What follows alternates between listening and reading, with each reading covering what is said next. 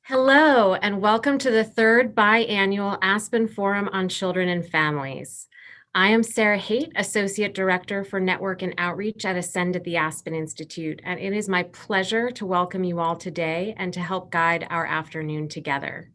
So we have a very full agenda to showcase the momentum and accomplishments within the two-generation field, or 2Gen as we call it, of children and the adults in their lives as they move toward educational success, economic security, and health and well-being.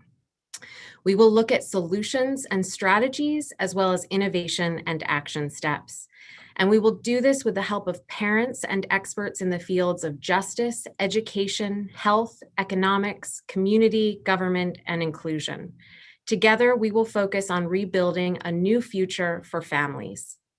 We'll have time for Q&A during most sessions, so please do send in your questions through the Q&A button at the bottom of your Zoom screen.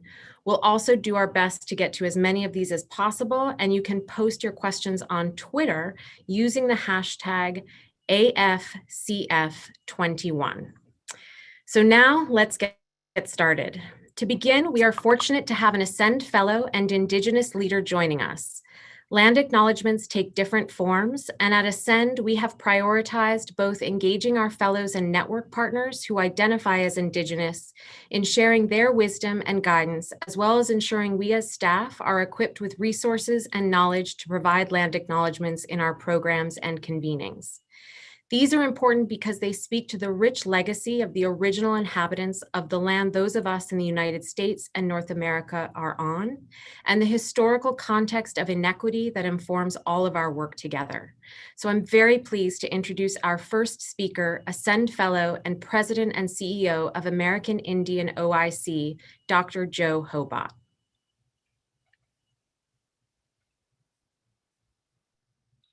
Thank you. Hao Mataki Wape, Hihani Lashinwashte. My name is Dr. Joe Hobot. I am Unkpapa Lakota, and my family are citizens of the Standing Rock Sioux Nation. I currently serve as the president and CEO of a nonprofit here in Minneapolis known as the American Indian OIC, specializing in workforce development, education, and community advocacy.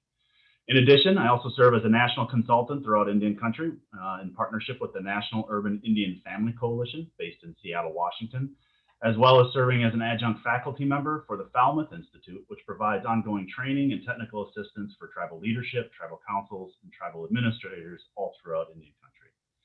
I am deeply honored and humbled to also say I am a member of the third cohort of the Aspen Institute Ascend Fellows. So with my colleagues, I'd like to give a hearty threes up. So also humbled and honored to be brought forward to do a land recognition. And in the current context of our virtual platform reality, this is a little bit more challenging to do in light of the traditional in-person space-based meetings. And so I would just like to speak a little bit about land recognition and as well as the work that we see going on throughout Indian country and here in the Twin Cities. So first and foremost, it is important to have land recognitions. It has to be a featured activity to combat further and ongoing invisibilization of Indigenous peoples. But it has to be more than just acknowledging that we have been victimized by an oppressive dominant culture that has stolen our lands and built upon this society in which we live. Land recognition not only should acknowledge the rightful owners and stewards of that particular parcel, it should invite inquiry and investigation as to who the First Nations were in that space. It must invite an overdue period of truth and reconciliation for the United States as to how our history as Indian people has been deeply impacted, oftentimes with malevolent forces, in the greater context of the United States history.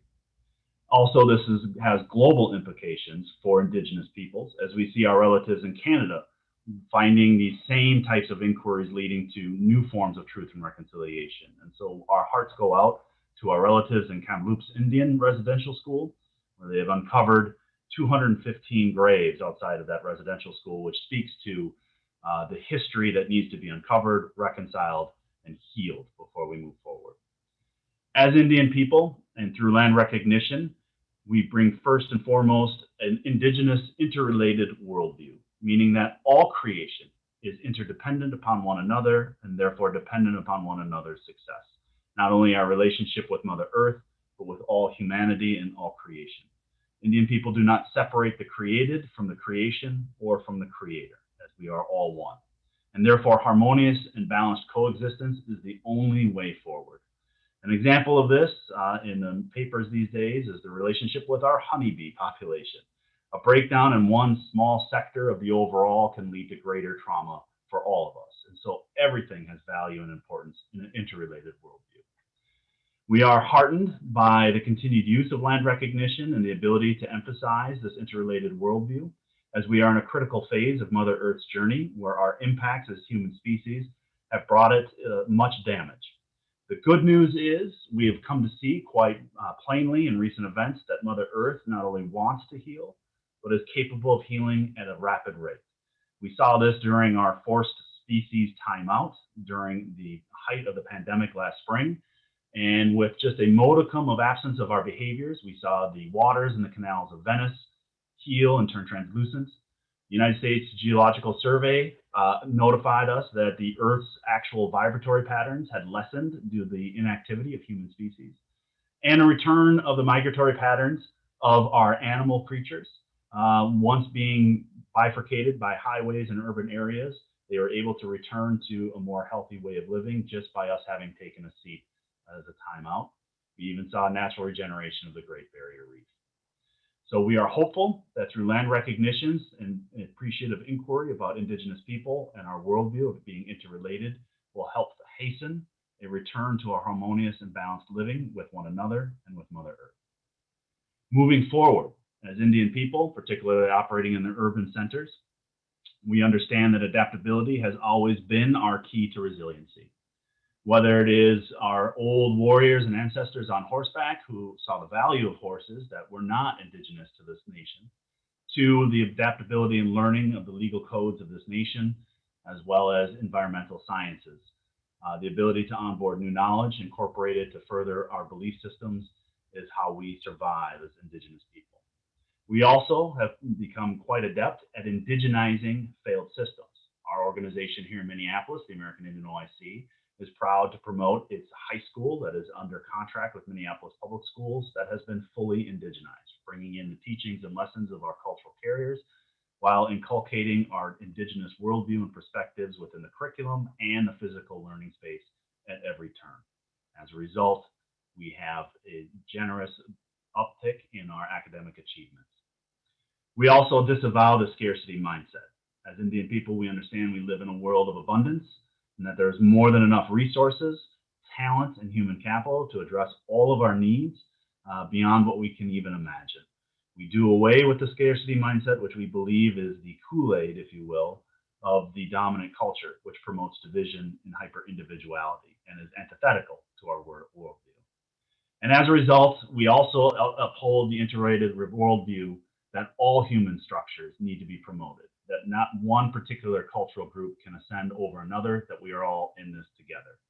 And so while we look to this new era that is dawning upon us in terms of authentic equity development, we stand shoulder to shoulder with other relatives in other colors, communities of color.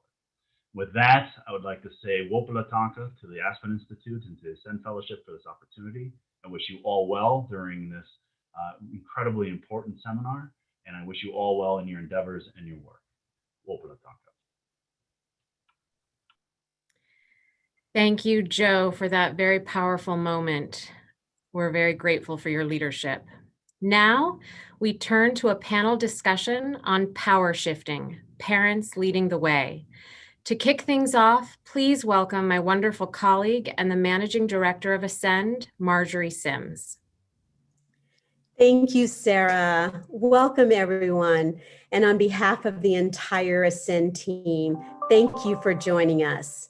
It is my pleasure to open our first session, which is intended to ground our conversations today and tomorrow in the voices and recommendations of parents. The theory of change for a two-generation approach states that strong systems change and policy are best achieved through a combination of family voice and expertise, data, research, and evidence, and best and promising practicing. Centering parent voices is key to ensuring strong outcomes for two-generation approaches. Over the last decade, Ascend has worked with and learned from hundreds of parents and grandparents across the country. Our learnings have demonstrated the importance of intentionality when engaging parents. From this journey, the Ascend team and the entire Ascend network developed a set of 8 principles when co-creating with parents.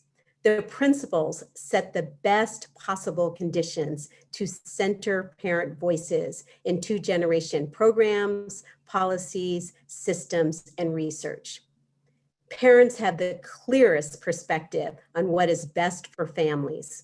Their expertise gained from navigating both intended as well as unintended barriers in public programs gives parents a deep understanding of ways we may eliminate those barriers, increase our effectiveness and efficiencies to support the well-being of all families. Compensating parents appropriately is one of the 8 principles I mentioned earlier. Parents deserve market rate compensation for their time and unique expertise. They should be treated as professional consultants, whether they are reviewing reports, serving as panelists in convenings, or participants in focus groups. Ascend has worked very collaboratively with our funders to ensure that parents we engage in our work are compensated for their time and expertise. Again, this very first session centers parent voice and recommendations, and we're most fortunate to have Tetiana Anderson, who serves as a host of the national edition of Comcast Newsmakers. She will be in a special conversation with 3 parent leaders whom she will introduce. Tetiana has a remarkable career.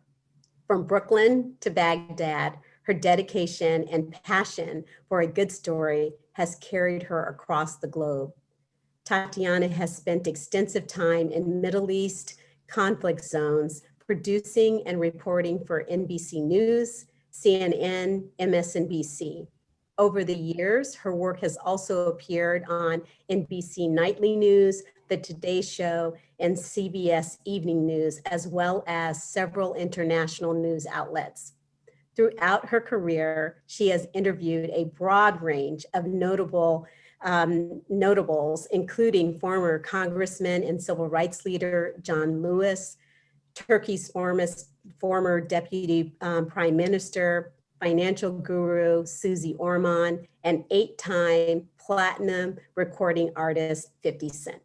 Tetiana, thank you so much for moderating our opening session. I turn it over to you now.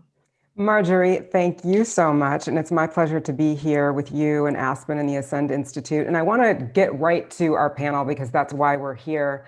I want to introduce the 3 people that we're going to be talking to today. We first have Tameka Henry. She's with Acelero Learning. We are joined as well by Allan Wachendorfer of the Vera Institute for Justice. And of course, Tedi Gray Owl with the Family Partnership. And what I would love to ask of you all is if we could just take a quick couple of minutes, 2 or 3 minutes, so that you can introduce yourselves to our audience. And I'm hoping you can tell us a little bit about your identity and family, how you became involved in your respective programs, and if there's any sort of leadership positions within those programs and within your community that you think we should know about as a basis for our discussion today. And I'm hoping that we can start with Tedi. Hi, can you hear me? I can hear you. Okay, thank you. My name is Tedi Grayle. I'm a citizen of Seneca Nation of Indians from New York. I take care of my grandson, who's 6 years old now. And he's been going to the Family Partnerships program since he was 18 months old. I work with American Indian high school students in Minneapolis. I know Joe Hobot really well. And I've watched these young people grow up, and some of them are moms now. And that's a big leadership role that I have taken on recently. Tedi, thank you for that. And let's keep it with ladies first and go to Tameka Henry. Tell us a little bit about yourself. Hello, everyone. I'm Tameka Henry. I'm currently the chairperson of the board of directors for Acelero Learning here in Las Vegas, Nevada. I started with my program as a parent, And I have held several leadership roles. You know, as a parent, I served on the policy committee with Acelero Learning, where I learned about shared governance. And we work very closely with the board of directors.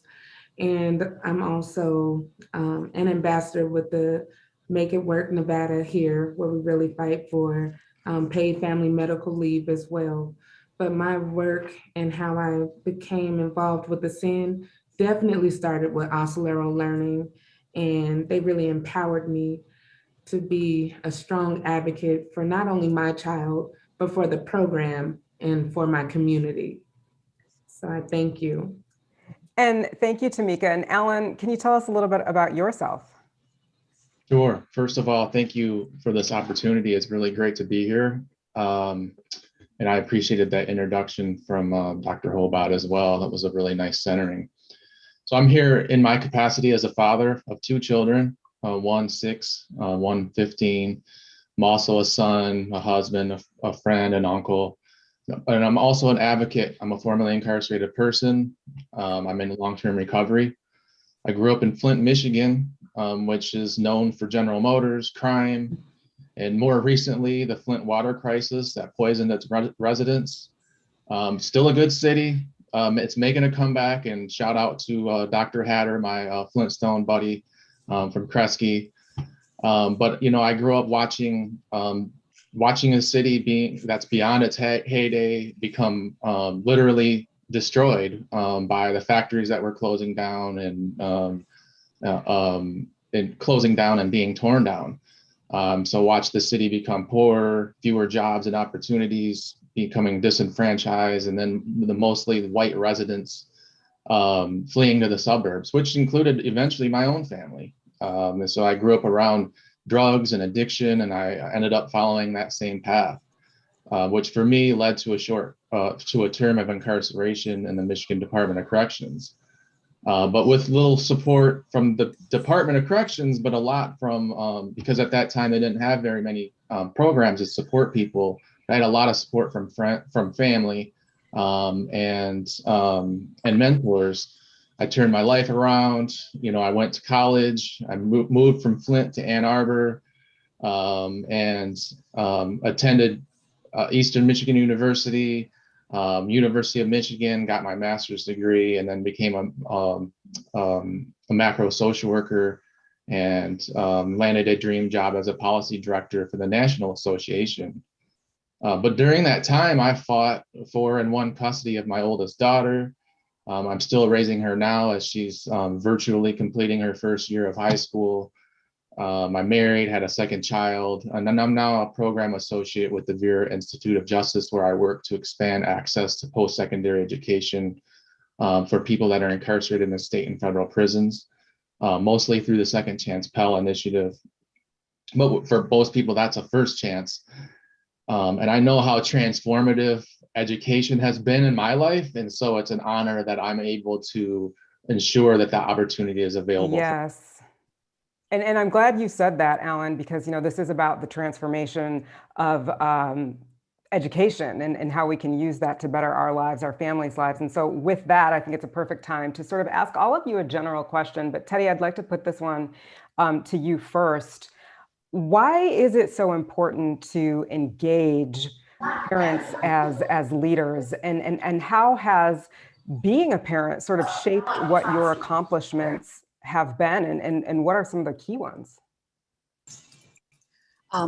Yes, it's very important to engage parents as field leaders in all aspects. And when I worked in the schools, the high schools here in Minneapolis, I have let parents know that they really have a strong say in what's happening in their child's high school career. Parents don't realize how much say they have. And I think that's probably the fear factor that schools have and other places, you know, that parents can really change what happens in a school and how their child is taught. I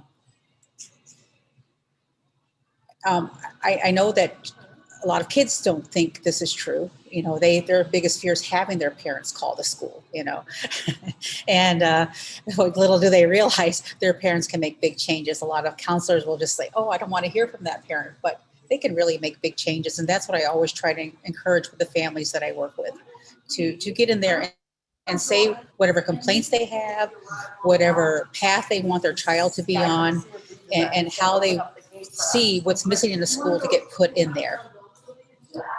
So, Tameka, what Tedi was saying sort of makes me think about you. And I wanted to know from you, how did you sort of decide that education really needs to sort of start at home? I've talked to you a little bit about this. I've read some things about this.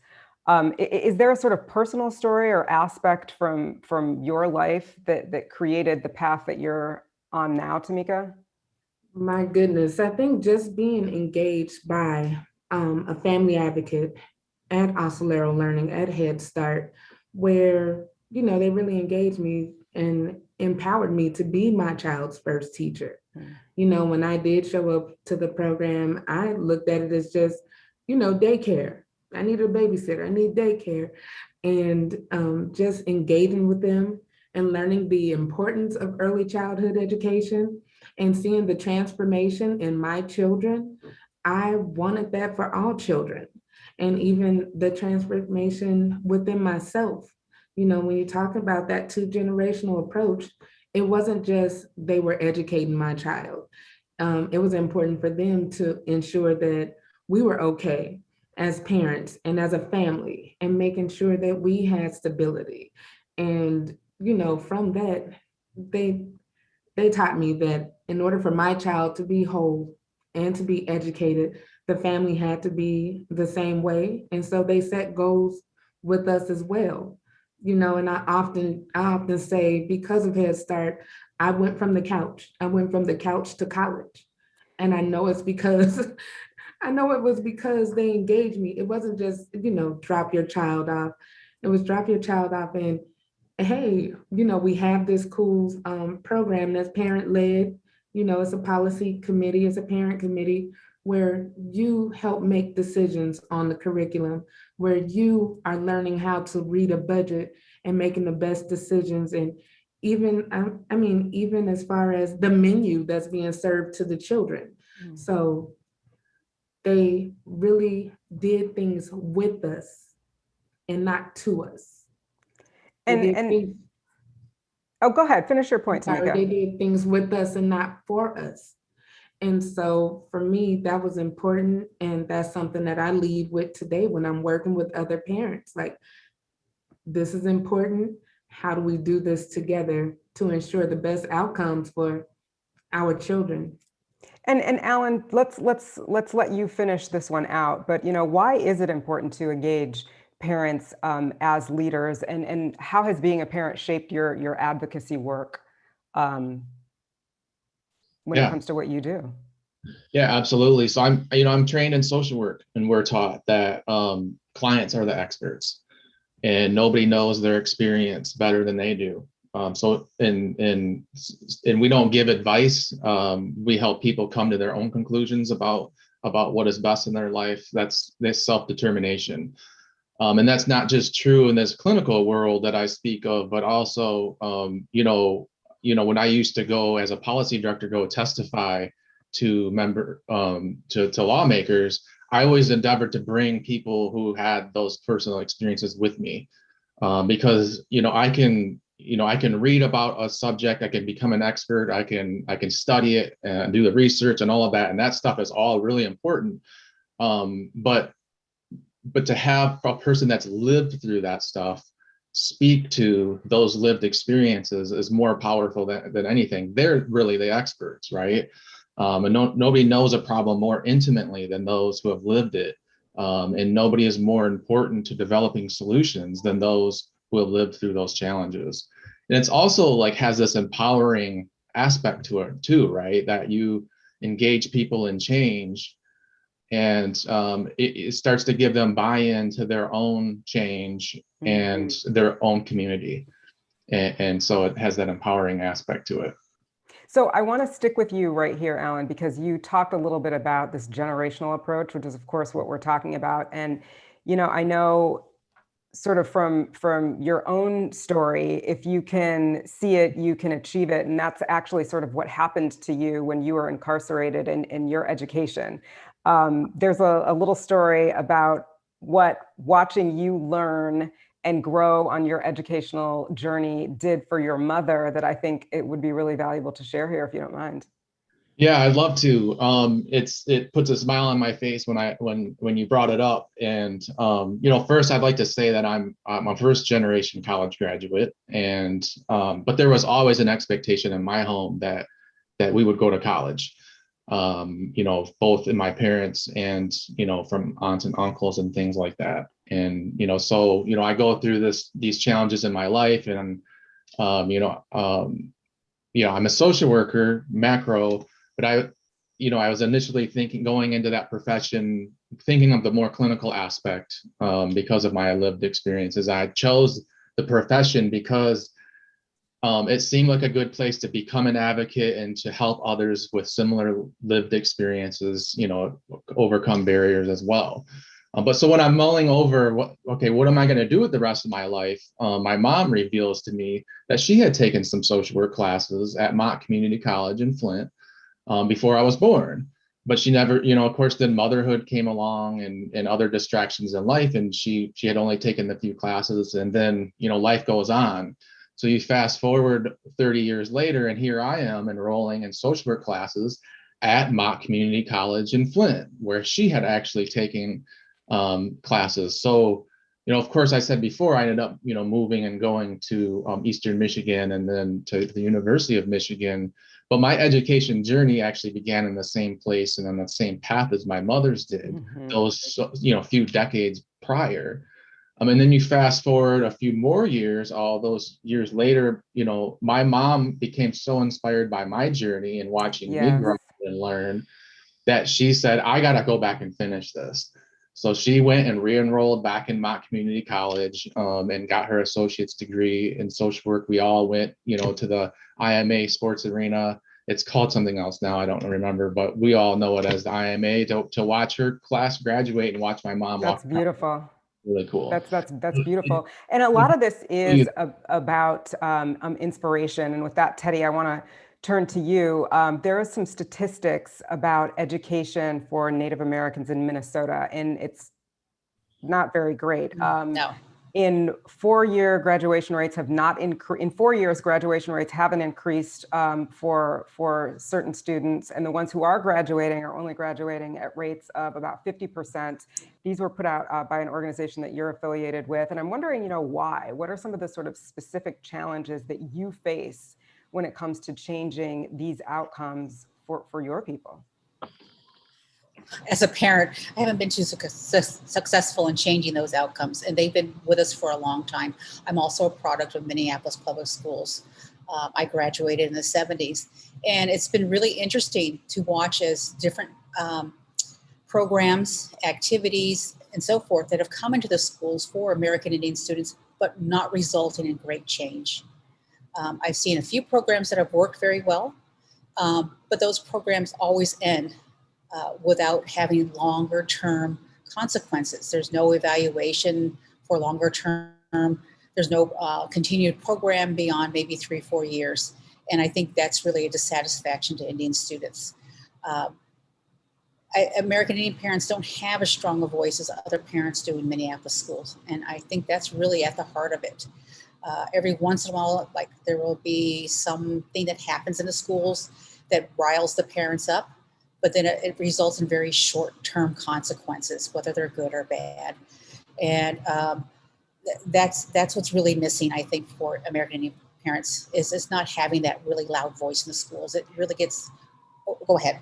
So speaking of that, I mean, that's actually a general question that I have for the group, but maybe you can field this one first. And that's sort of, what advice would you have for other parents who are watching right now and are interested in becoming parent advocates? I mean, is there something that you can say to not only inspire those Native American parents where you live, but everybody who's watching?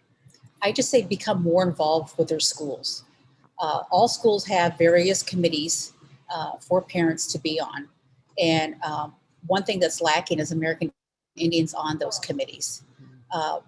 You've got to be a really strong parent to get your voice heard above others in those committees.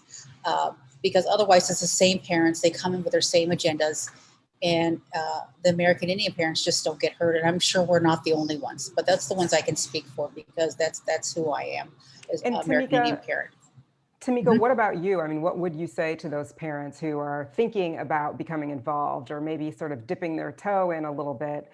What advice do you have for them for jumping in? For sure, please join us. We need you. Your voice, your expertise in your life and in your community, your experiences. We need to hear from you. Like the world needs to hear from you. And especially at the school level. Oftentimes there are inequities that exist that many won't know of unless you share your experience at a school or what you're noticing, what you're seeing. If you stay quiet, we don't know and change can't happen. So be vocal, join us, get those grassroots advocacy trainings.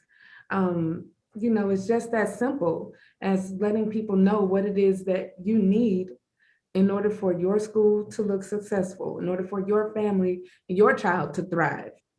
So that's my advice. If you're thinking about it, just, like that big corporate company says, just do it. And we're here, like you will be embraced. And if there is a time where you're feeling like you're not embraced at the table, bring your own seat, create your own table and still do the work because it needs to be done.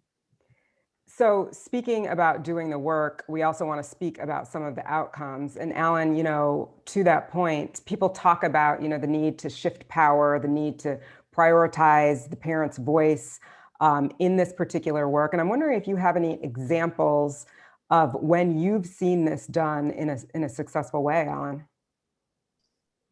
Yeah, absolutely. So I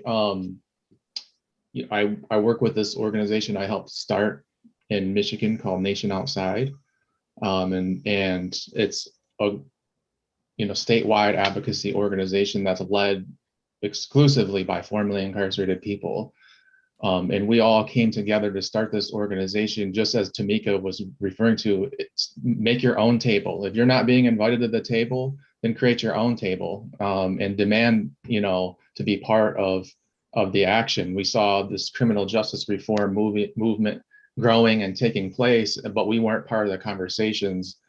And so we started this organization for that purpose, to engage, other justice involved individuals in voting and policy change and organizing in their own communities and leadership development. And it's been working. We, our name is now known, and we've led some of our own efforts to create reform and been part of other large efforts, such as clean slate initiatives to automatically clean people's records so that they can get housing and jobs and go back to school and things like that. But a lot of our success has been a product of us changing that narrative and coming and creating our own space. And a lot of this too is about involvement on all sides. So that of course includes policymakers. Tedi, is there anything that you think that policymakers can be doing more effectively, be doing better for families? And do you have any recommendations for them? Well, here in Minnesota, we have a program called ECFE, Early Childhood Family Education. And I started in that program because I was a single mom home alone, and everyone else is at work in your neighborhood. There's nobody there, and so I needed some place to go. And that was really key into getting me into this community of understanding early education, talking to other parents. And it's such a great organization. But the next step beyond that is making sure that you are involved in your child's school. And how do you do that? And one thing I like about the family partnership is they have made ways for us as parents to be involved with our child's, or in my case, my grandchild's programming that happens there. And I think that's key because you feel more empowered. You don't feel isolated as a parent. You just like Tameka had says, you feel like you just hearing from other parents, you feel like, oh yeah, what I'm doing is okay. Oh, I didn't realize you could do that. That's so easy.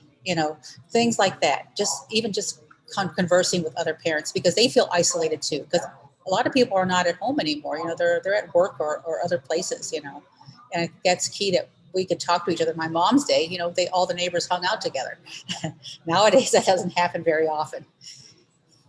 So, Allan, what do you think about that? What is it that policymakers, from your vantage point, can be doing better to support these families? Do you have any recommendations for those policymakers? And you really have a very interesting lens, just by your background, being formerly incarcerated. I wonder what you think about this. Yeah, for me, it's like how to get fathers, people more engaged in things. For me, wasn't as much about inspiring me to be a better father, but it was getting these barriers out of the way. And so people make mistakes. I was in prison. I made mistakes, but that shouldn't have been, that punishment shouldn't be passed down to my children. And so, making sure there are ways for, children to visit their parents if they're involved in the justice system, and still be involved with their kids in their lives. Getting barriers out of the way. Like I said before, with, criminal background, when I speak about this stuff, I always go back to the criminal justice system, because it's just such a huge impact on everything. And justice involved parents have these extra layers of struggles on top of everything. And that's why I bring up these barriers.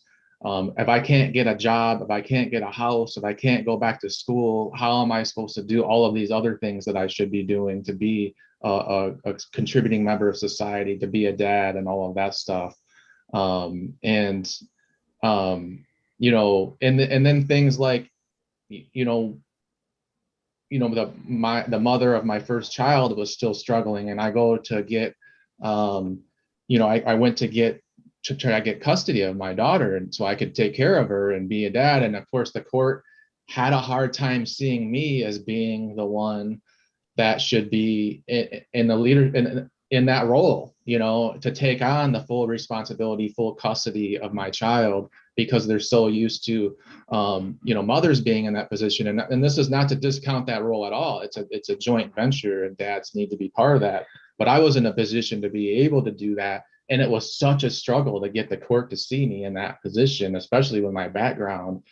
And I eventually won, but it cost me like $10,000. But you eventually won, and I know because we talked about this prior to the panel, but you eventually won in part because you were able to demonstrate that track record of continued betterment, and specifically when it comes to your education. And I think that's important because, we also talked about that there's this idea or this misconception out there that incarcerated fathers, specifically Black fathers, do not want to be involved in the lives of their children. But I know you say that that's a bunch of balderdash.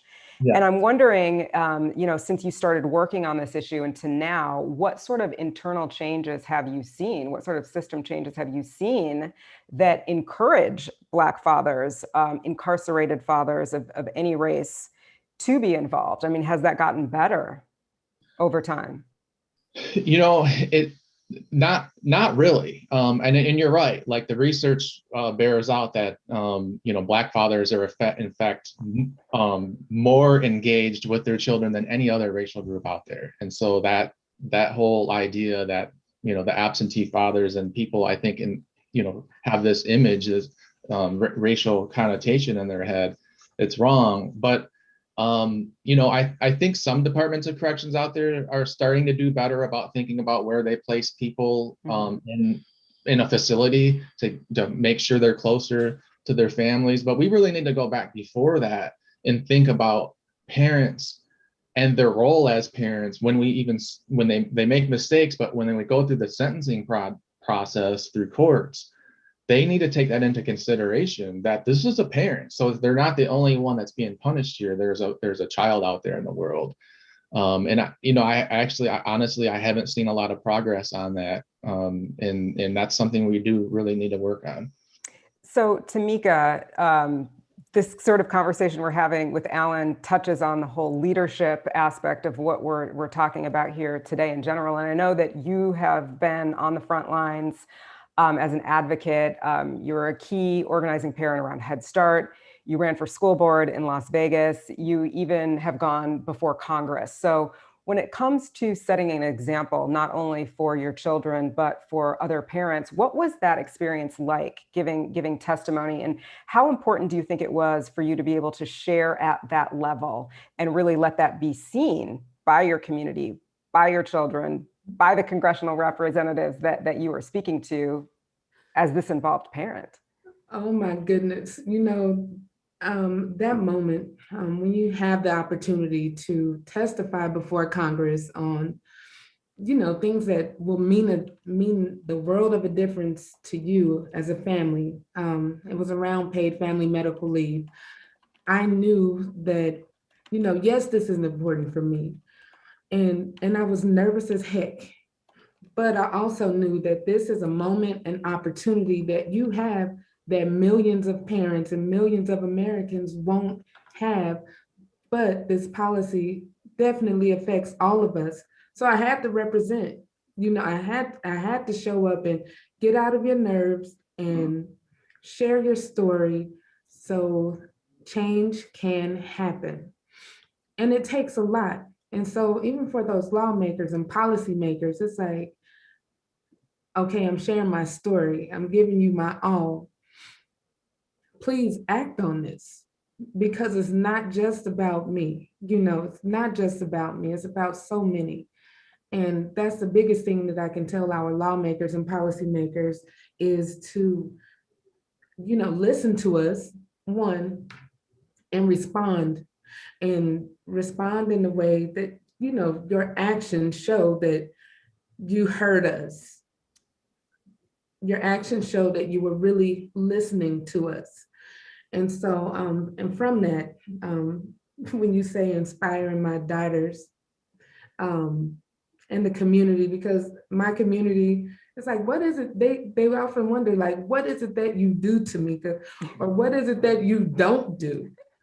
But I know the importance of, just the multi-generation approach and focusing on the whole child. So I'm gonna advocate for paid leave. I'm gonna advocate for education. I'm gonna advocate for economic security. I'm gonna advocate for food security, because we need we need all of it in order for us to all elevate, Yes. in order for us to all be well. Yes. So that's absolutely right. We are going to move on in just a moment to Q&A from the audience, and there's a lot of good questions coming in. So audience, thank you for those, and continue to put those in the chat, and we'll get to as many of them as we can. But before we do that, I want to take just a quick moment, maybe a quick fire round, to go back to all of our panelists and just see if there's any sort of last thoughts or points that you want to make before we move on to Q&A. Tedi, anything that you want to share, or a point that you didn't get to make earlier that you think is valuable now? Sure. I think because I have the advantage of working with high school students, and some of those are young moms now, and I continue to work with them. They feel isolated and they feel alone. And I think we forget about our young people quite a bit, especially when they're new parents themselves. They are looking for work. They are looking to further their education, but they run into a lot of barriers, and they need help. And then just having them realize that the voice they have, even at their child's daycare, has been big in the sense that they aren't looked at as kind of being the child's problem, because they don't have the necessary needs at home, but rather looked at as that, oh, you need help with this? We can help you find help. If you need food, you need this. And I think that's been the biggest change I've seen in daycares. Instead of punishing the parent, they are really looking at to help the parents. And we need to make sure our young parents are involved in this, because they really have a voice as well too. It's an excellent, excellent point. Allan, any last thoughts from you? Yeah, I mean, I would be remiss if I didn't go back and just add one more thing when you asked about things that have changed. I said no, not really in a certain way, but in the work that I do at the Vera Institute, we and our partner organizations out there were able to successfully overturn the ban on Pell Grants for people in prison, which is a huge achievement. 1994 was when that ban first went into place and stopped people in prison from being able to get a college education. Now that's returning, and through the Second Chance Pell Program, I've talked to many incarcerated people who have talked about how their journey through higher education that's now, open, that's available to them, has inspired their children, to go to reach higher. And so I think even though we have some of the struggles that I mentioned, there are things like that that are changing, that open up opportunities, that even when people are incarcerated, they can get those tools they need to become contributing members of their family and their society, and inspire, even at a distance, their families to do more. So true. Tameka, how about you? Any sort of final points before we move on to the Q&A?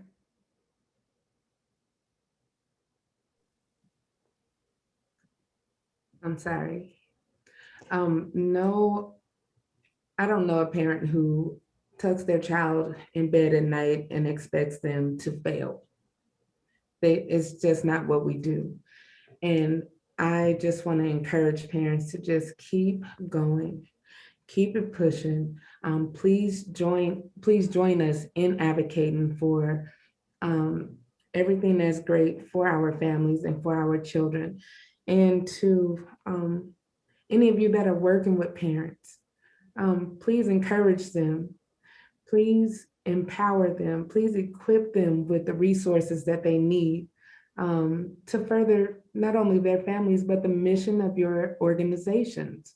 We really want to be there, and we really want to help. And sometimes we just need to know how. We don't want to just sit at home on the sidelines. Sometimes we really just need to know how. So please extend those opportunities and invitations to families so they can further your mission and your work as well, and you do it together. It's very important. We have to do it together, and doing it together right now means bringing in the audience Q&A. There's lots of great questions here. So panelists, if you want to just jump in and answer something, go ahead. This first question, though, I actually do want to direct to Tedi based on some of the things that she was saying earlier. But this first question is, authentically working with parents as wise partners requires true trust on all sides. Mm-hmm. Trust in the people offering support and the systems providing them. How have you successfully been able to rebuild trust? And Tedi, I want to ask that to you because you talked about the sort of disenfranchisement, at least in the community you're working with. And I imagine that trust is a huge factor. So do you want to take that first question? Sure, you're right. The hardest thing is trust. And it's not trust from the parents, it's trust from the institutions. Being a big institution, it's very slow moving to get any change to happen. But it's also getting them to believe in our leadership that we have here in the community, and to get those people in the door on those committees, getting the ears of the superintendent, getting onto the school board, but it's very slow going. And the thing is like when leadership changes, all of a sudden the whole culture changes and the direction of the education changes in school. It's like you have to start over again. And so it's trying to build those relationships that are longer lasting. And that's what we've been doing. We've got a really good Indian education department in our district. But it's I think families feel a distrust because of the number of years that we still see this 50% rate for graduation. And it's still going to be there for a while unless the institution decides to change what they're going to do. And that brings us to sort of what does work when it comes to a lot of these things. And a participant is asking here, when we've engaged school staff, we've often heard them say, parent engagement, we've tried everything, nothing works, yet we've often found that what school staff never did was actually ask the parents what they thought about things. So what have you all seen work to engage parents? And what made you want to participate? Tameka, I'm going to turn to you on this. So what have you seen that's worked when it's come to engaged parents? And you know, what personally made you want to say, you know what, I'm getting into this? That's right. I think that you just have to be authentic with your engagement. And oftentimes when you say that, people like parents are not showing up, they're not showing up. Well, go to them.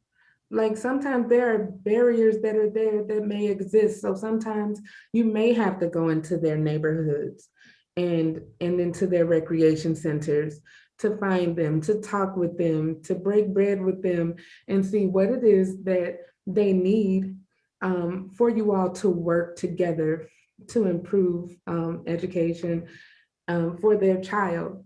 Also, what really kept me involved and engaged is, you know, Head Start. Head Start did a wonderful job of doing that.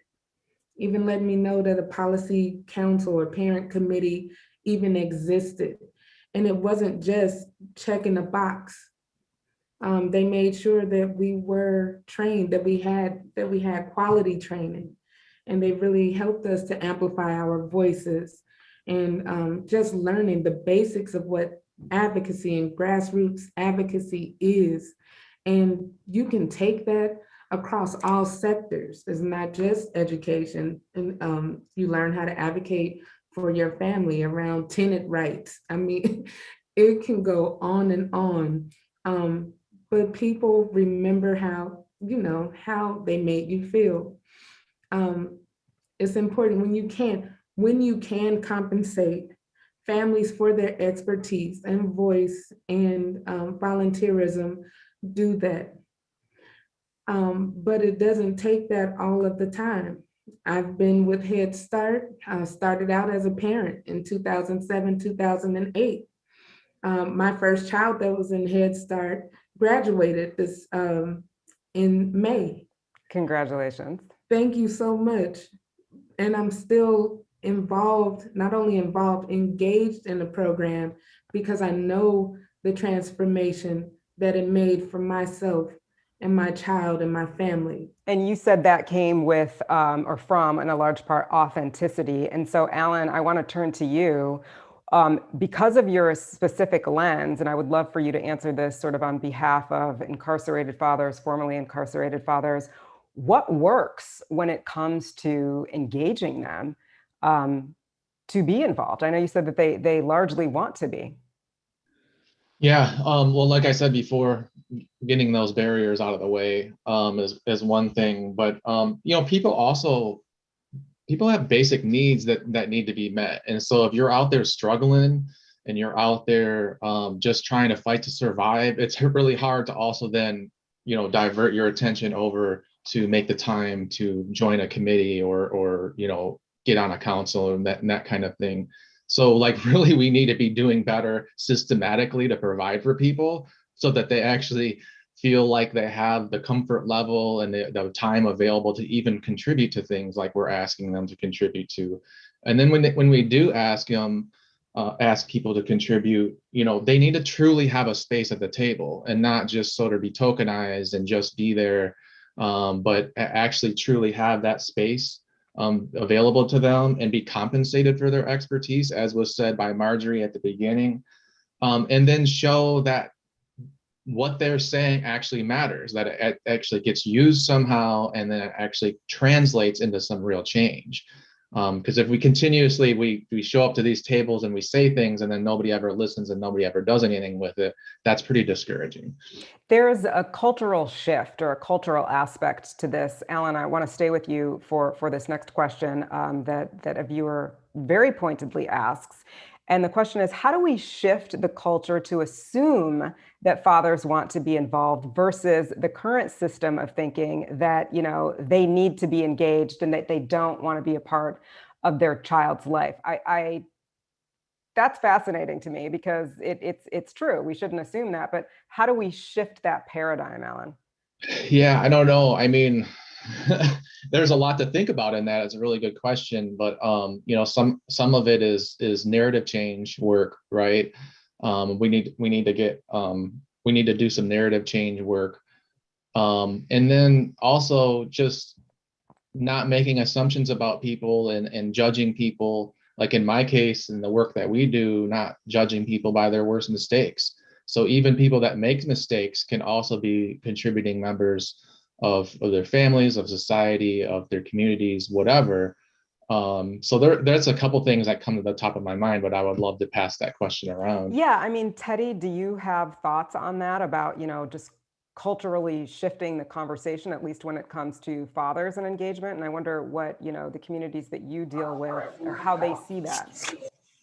Yeah, that's very true here too. And I've actually had friends who've gone through this and trying to get their own children's custody of them.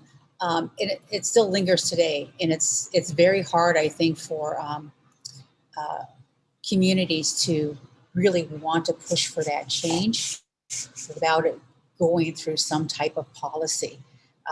It's still quite the narrative here as well too in Minnesota. But I see from the young people that I have worked with, I see a lot more young fathers involved with their kids. It's not like, oh, I had a kid and their family pushed me away. They are really involved with their kids. So I see that shift changing with our young people. And I think that brings a lot of hope. I think you're absolutely right. Tameka, I'm going to give you an opportunity to weigh in on this quickly. We've got to move on shortly. But do you have thoughts about the whole issue of fathers and really sort of reshaping the way they're viewed in terms of involvement? Right. I know it's just unfortunate. Like even with my family and my husband, I'm happy that the schools that we were involved in had programs that were very intentional about inviting and engaging fathers. They had very robust male involvement programs. And you just have to create those spaces. Yeah. There was one called Watchdogs or Dads of Great Students. And you let them come in and they monitored the halls or they read with the students. You just have to make it inviting, and hopefully more schools and organizations will do that. I love that real world final example, Tameka. That's wonderful. And we are going to leave it there with that. So I definitely want to thank our panelists, Tameka Henry, Allan Wachendorfer, Tedi Gray Owl. Your insights are phenomenal. And I know that we all learned something from this today. So thank you all for allowing me to moderate this conversation. And with that, Marjorie, I'd like to hand it back to you.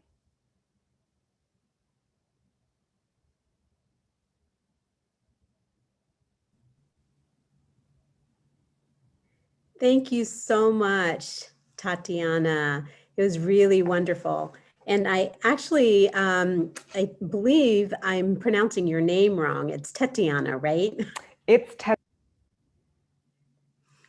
Okay, I apologize for that. But thank you so much. That was a really powerful conversation and far ranging. And I hope that you will consider it one of your notable interviews in your career, centering the voices of families. And again, please know that our principles for engaging, parents, it's available on our website, and it's also included in our new report, State of 2Gen. Now, I just thank you all for joining us, and I'm turning it back over to Sarah. Thank you, Sarah. Thank you so much, Marjorie. And thank you, Tetiana, Allan, Tameka, and Tedi for that beautiful discussion and for sharing all of your expertise with us. I can tell from the chat and from Twitter that we could have gone even much longer with you. But next up, we will hear about the state of 2Gen today from Ann Mosle, Vice President of the Aspen Institute and Executive Director of Ascend. Since Ascend launched in 2011, the 2Gen field has been deepening and growing at a remarkable clip. Ann will share more on the impact of this approach and opportunities to think and act bigger in the coming years. She will be joined shortly in conversation with Ascend Fellows Matt Biel, Lorelei Vargas, and Anthony Barrows. Take it away, Ann.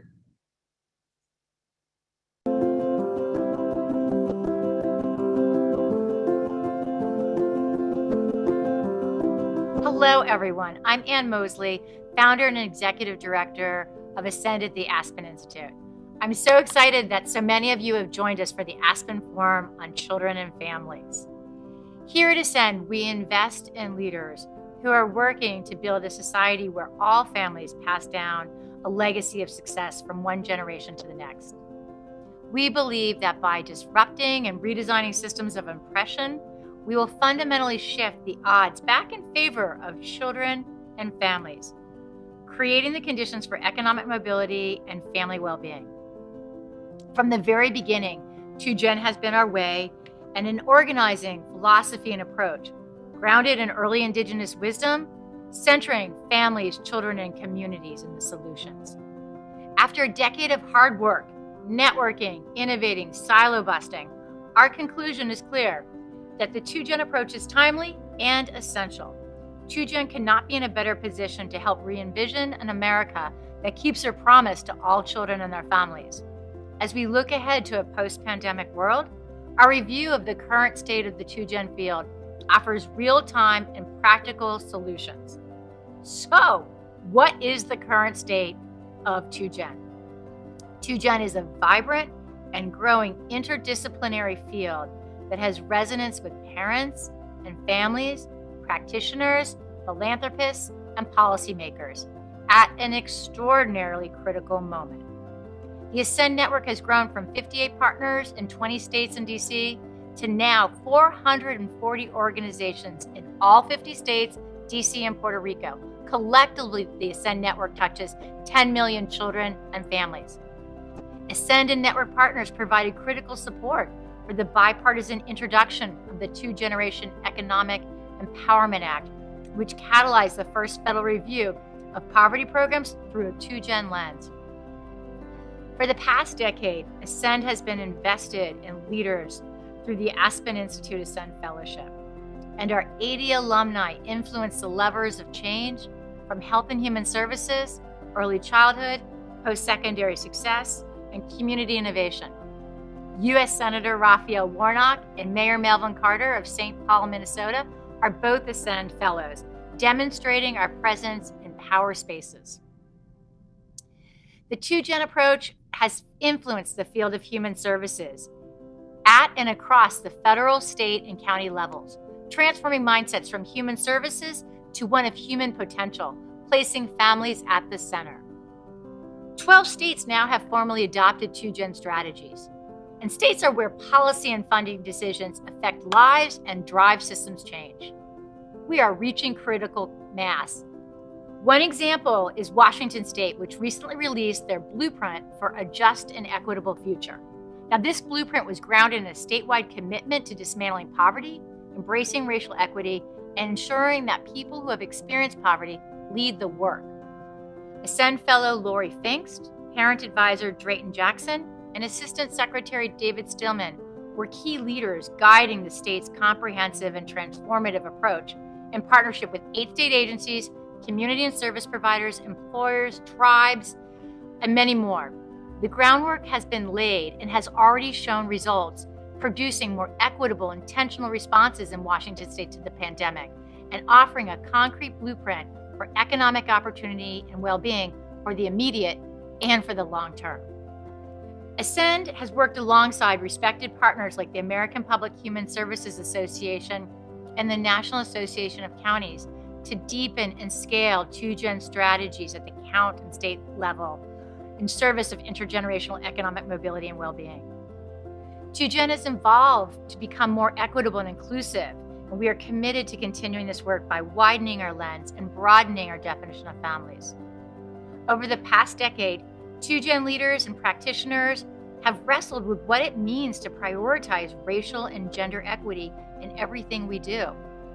In some cases, it has meant simplifying intake forms, shifting our visuals, checking our language, focusing with greater intention on making fathers feel welcome, valued, and involved in the transformational work with their families and kids. 2Gen has developed new ways of listening and responding to families, recognizing their expertise and incorporating their voices and leadership to make meaningful change. Because of what we heard from families across the country, in many states and communities, we have intentionally connected disparate services, be they food programs, childcare, or home visiting, to post-secondary pathways, and made them work seamlessly for families who need them most. From the start, Ascend has commissioned Parent Voices focus groups to listen deeply to the solutions and experiences of parents and caregivers across race, ethnicity, geography, and gender and family structures, including Black, Indigenous, Latinx, Asian American, and Pacific Islander and white families, all with low incomes, to inform two-generation solutions. Ascend is created and committed to a practice of not only including parent advisors in all policy roundtables and forums, but also compensating them for their expertise.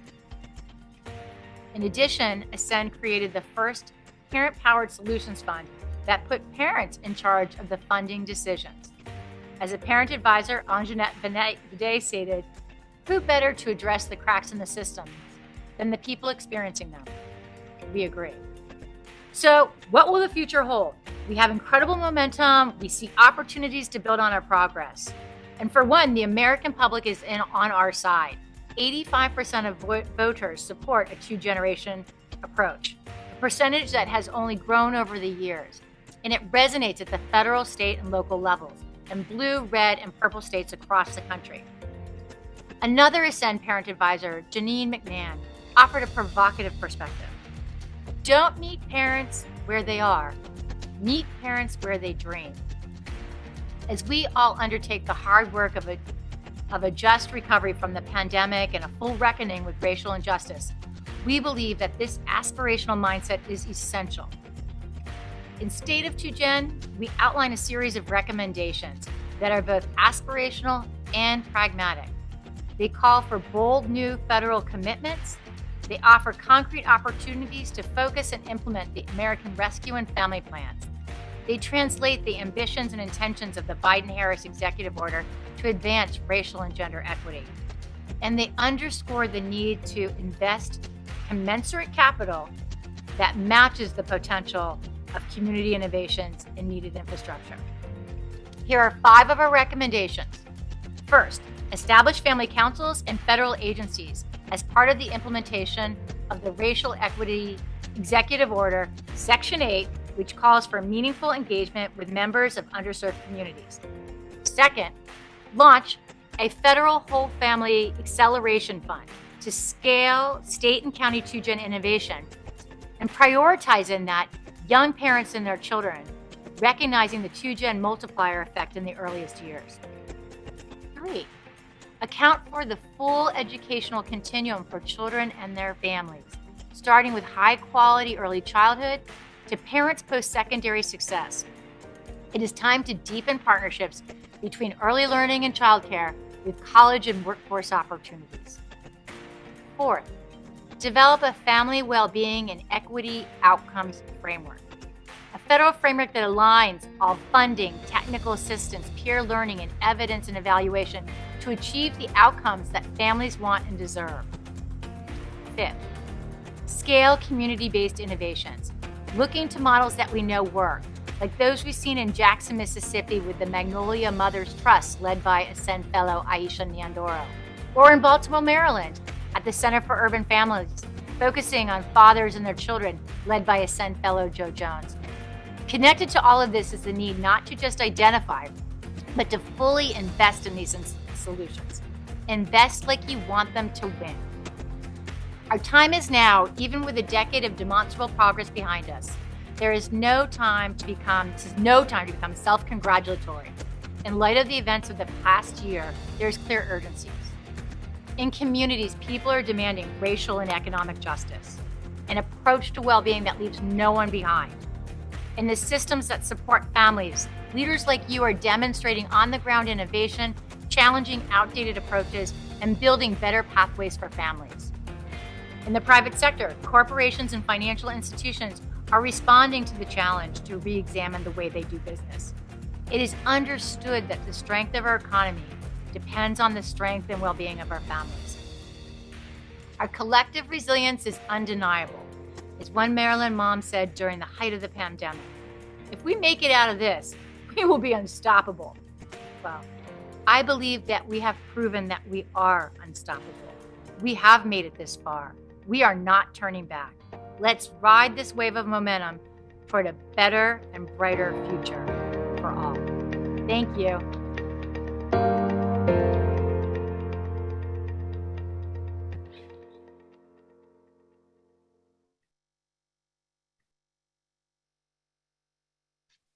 Hello, everybody. Ann Mosley here. It's great to be in conversation with you all. Really want to take this moment to just really kick into a conversation with some excellent leaders who represent some of the brightest and boldest thinking of action out there in the field. So as we kick it off, I just want to kind of close with, open with where I closed, that we are at a generational moment of opportunity and obligation to truly center and advance whole family well-being grounded in racial, gender, economic equity, and belief in the power of lived experience and expertise. With that in mind, I want to introduce three fantastic leaders, Aspen Fellows. I'll share a bit about their background, and we're going to jump into conversation so that they can animate some of the solutions, insights, and opportunities going forward. First is Anthony Barrows. Anthony is the managing director of Ideas 42, an applied behavioral science firm. Anthony brings incredible expertise and passion for breaking the cycle and traps of poverty in the US, rethinking and innovating local government, reimagining post-secondary education and civic engagement. In addition, Anthony brings extensive experience from systems research, innovation around reimagining child welfare to one of child well-being, and he is also a practicing artist. Just a little bit of Anthony's magic. Second, I'd like to invite Matt Biel to join us. Matt is the vice chair and division chief of child and adolescent psychiatry at Georgetown University School of Medicine, as well as the MedStar Georgetown University Hospital. He is also the co-director of the Early Childhood Innovation Network. Matthew brings a certain passion and ability to combine the power of academics, medicine, psychiatry, together with clinical experience, community wisdom, and respect for parents and family expertise. Great to see you, Matthew. And then third, it's my honor and privilege to invite Lorelei Vargas to join us. Lorelei is the Chief Community Impact Officer for Trinity Wall Street. Trinity Wall Street has actually been an anchor and part of the New York City history for more than 300 years. Trinity is evolving into a global institution advocating and advancing racial and social justice, both in theology globally, but also remaining highly dedicated to racial and economic opportunity for families in New York City and in the state of New York. Prior to her new role at Trinity Wall Street, Lorelei was a national innovator when she served as the Deputy Commissioner for the New York City Administration for Children's Services. Lorelei, in public service, kicked off a wild, bold dream of, hey, what would it look like to have a trauma-free New York City grounded in leveraging the two-gen approach and embracing equity? So all three of these Ascend Fellows bring extraordinary experience and expertise, and I want to get right into conversation with each of you. And so if I may, I might start with you, Lorelei, and we'll riff a little bit and talk among ourselves and with the audience here. But one of the things that's really special about and intentional about the Aspen Institute Ascend Fellowship is creating real space and support to leaders of the levers of change to have that time through a Socratic method and sort of sacred trusted space to delve into addressing systematic oppression and flip the script to really focus on systematic opportunity, driving the North Star of intergenerational economic mobility and well-being for families. So Lorelei, you are that leader. Can you share a little bit about your experience and what does it take and look like to drive systems change? Thank you so much, Anne. It's such a pleasure to be here with all of you and with my Ascend brothers on this panel. So when I think about systems change, I think of systems as living, breathing, dynamic bodies. And And those bodies are comprised of individuals. And so when I think of systems change, I think of it in a continuum, from a micro to a macro continuum, right? And so at the macro level, you've got policy and you've got organizations. And as you move down, you've got communities and individuals. And I want to start there because I think systems change really requires and starts with individual change. And so I want to talk a little bit, give you a couple of examples of what I'm talking about. When I served as deputy commissioner, one of the models that we developed was this family enrichment program. And this was really using Ascen's proven method of centering the voice of the community and having the community develop and design spaces for themselves. And so what was fascinating was that everybody was on board with this idea. Everybody from private funders to my colleagues at the city, everybody thought this was a great idea. This was the right way to go. And once these family enrichment centers launched, all of those people wanted to say in what programs and services and supports needed to happen in those spaces, right? Everybody wanted in on those spaces. Everybody wanted a voice. And so one of the things that I think is important when we think about systems change and we think about individual change, and that systems change really starting with the individual, is that, individuals get in the way of systems change. I mean, it's really that simple, right? And so systems change on a broader level and at an individual level takes courage. It takes courage. And so you have to be able to say no. You have to be able to push back. Even if your job and your livelihood depends on it, you have to be able to do those things, right? Because you are sitting in a seat where others might not sit. And so, but the other piece is that systems change also can be driven, right, from various seats. So you don't need to sit in a government seat. You don't need to sit at a policy seat to drive systems change. At Trinity, where I am now, Trinity is a church in Lower Manhattan. And I've been charged with developing this new initiative. It's a place-based approach. Our primary goal is child, family, and community well-being. And what we've been thinking about is how we do that work. How do we center the voice of the community? And how do we strike the balance between addressing concrete needs, but also creating transformative change, creating that systems change, right? And so part of what we're doing, a critical piece of the work, is a needs assessment. And in doing the needs assessment, I thought, we're going to find the same things that we always find. Black and brown, low-income families, kids, communities have greater needs, right? So how do we go deeper? And one of the things that we're doing is launching this landscape analysis to really look at the policies and the impact of the policies and the practice on these communities to then better begin to address, what are the root causes of those needs that we're seeing? Right? What's the root cause? And I'm happy to say that my Ascend sister, Wendy Ellis, is leading that work for us. But looking at that root cause will then help us develop an advocacy lens so that we can start to address systems change.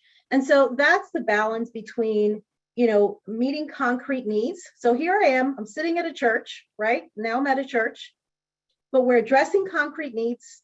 And we're also addressing and creating systemic change. We're keeping our eye on that broader issue because I know from years of doing this work, right? And all of the investments of the places I've been in doing this work, that the work is kind of, it's a drop in the bucket, right? Unless you do the systems change.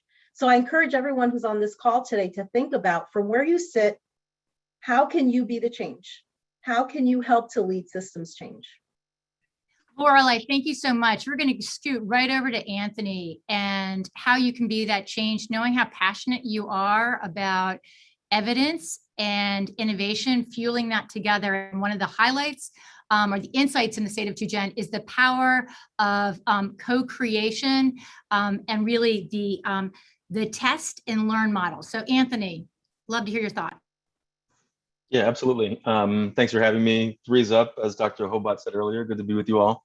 At Ideas 42, we do applied behavioral science, and that includes running randomized control trials to generate good evidence about whether an intervention has a causal link with an outcome of interest. So let me just start by saying that evidence matters a ton.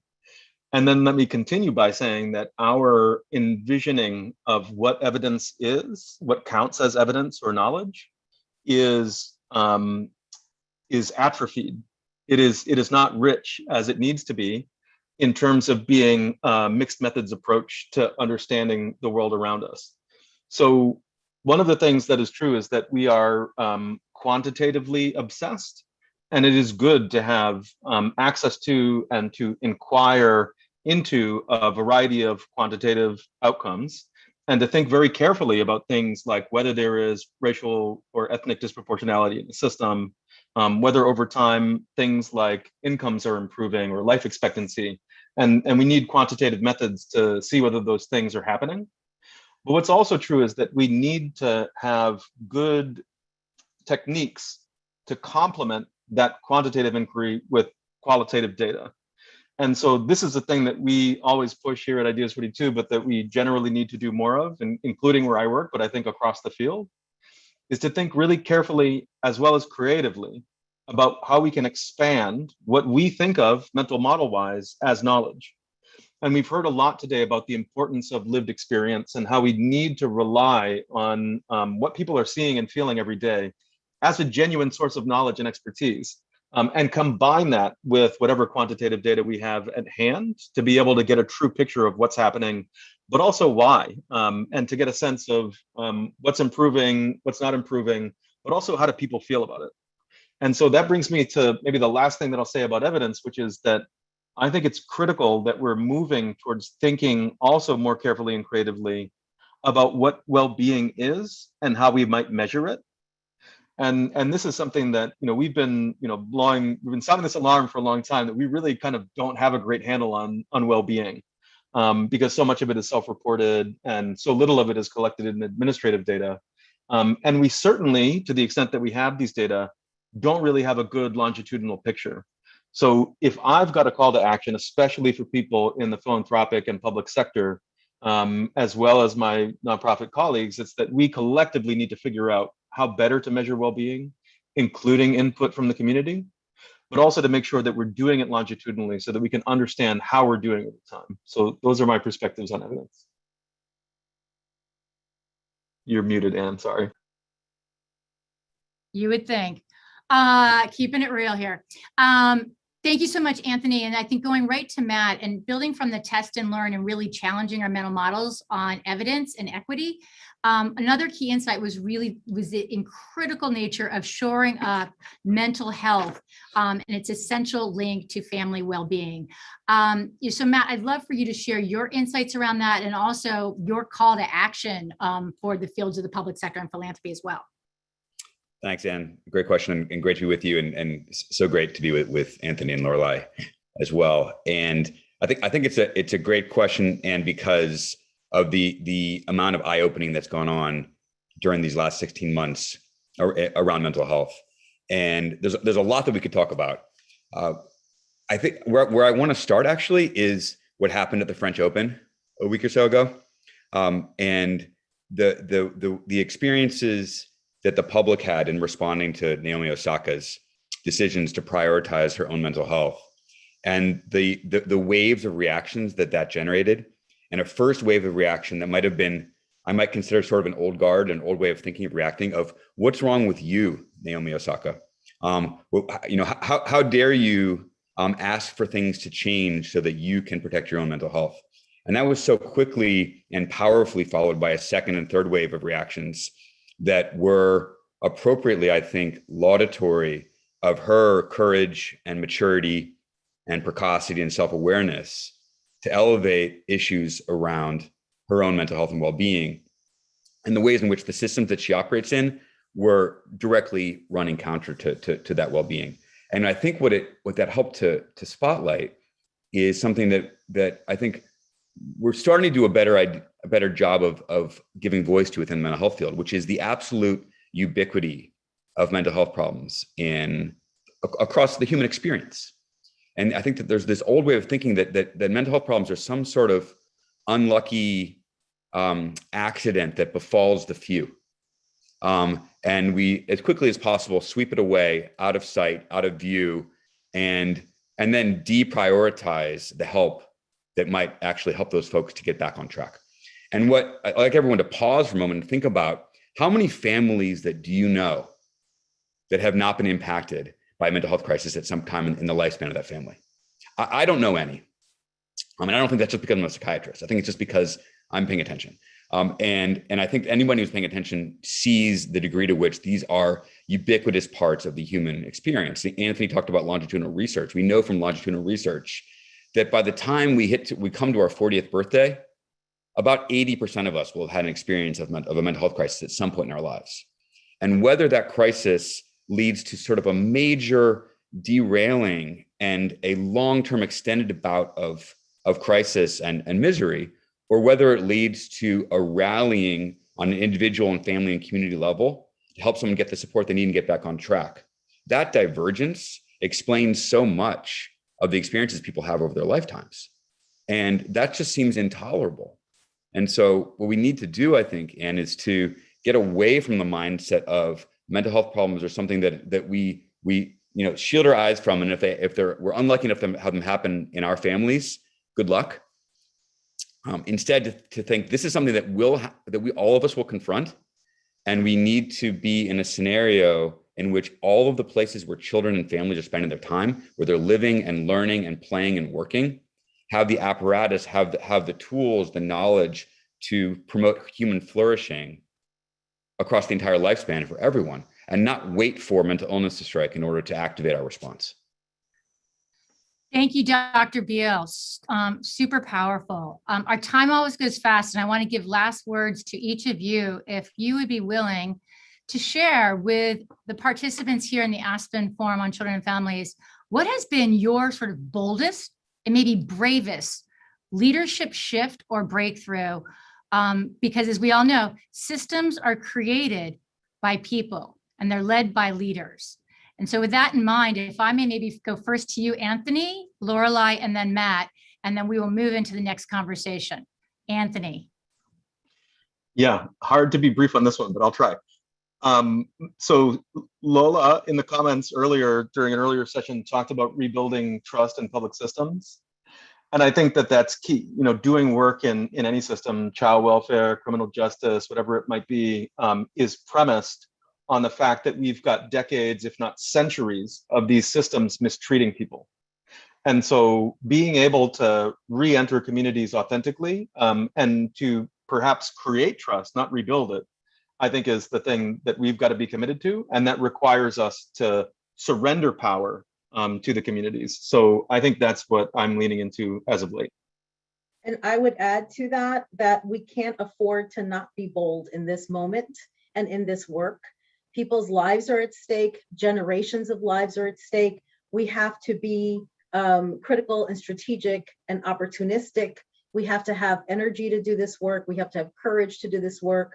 And we have to continue to invest in the leaders that help to get us there. I couldn't agree with more with what my colleague said. And I guess what I'd add from the perspective of coming out of the healthcare system and from education and higher ed end is trying to identify ways to more effectively share and distribute power out of these large organizations and these long time centers of power, to distribute and share meaningfully power and resources with communities is the only way we're going to achieve better outcomes, because the outcomes have been too poor for too long. Thank you so much, Matt, Anthony, and Lorelei, for your leadership, your representation, along with Dr. Hobot of Threes Up. And we're going to move into voices from the field. But leadership, bold action is at the heart of change in our hearts, in our communities, and our systems. Thank you.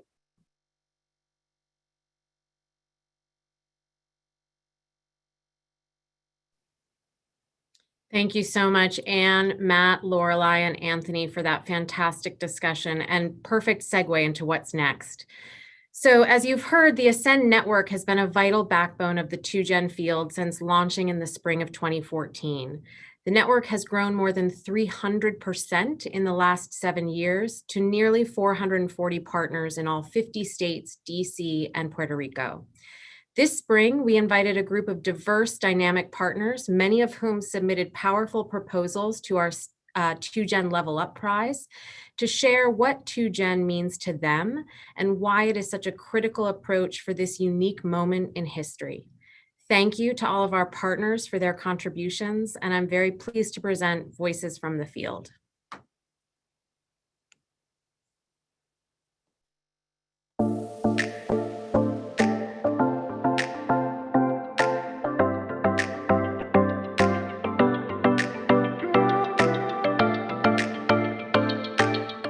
Two-Gen means opportunity and equity. Two-Gen means elevating the caregiver voice, connecting families to community resources, and empowering families to advocate for themselves. Two-Gen means support for the family and the children, that it is possible for them to live the life that they deserve to live now. Because parents are the experts in their own lives.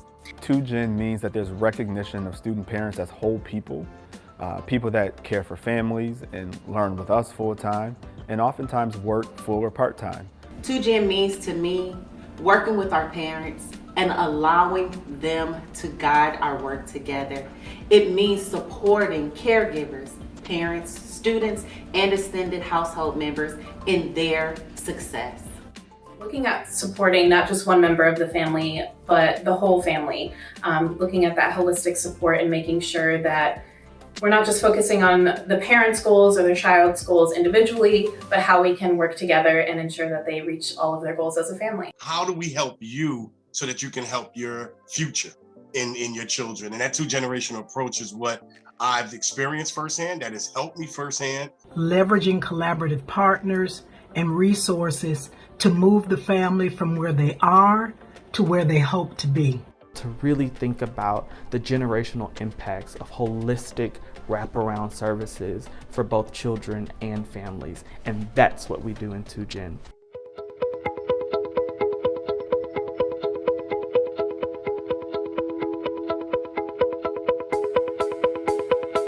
Parents are the experts, and their voices are central to the work that we do at Generation Hope because their valuable input, feedback, and insights lead to real, authentic solutions.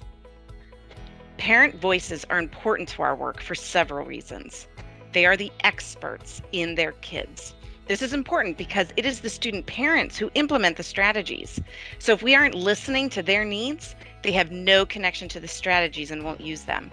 Addressing the student parents' concerns motivates them to keep engaging with the program. Parent voices are important because the feedback that they provide in every program has to count. And I think that when we can meet people where they're at, it gives them hope. It creates that spark. It's important that parents know their power.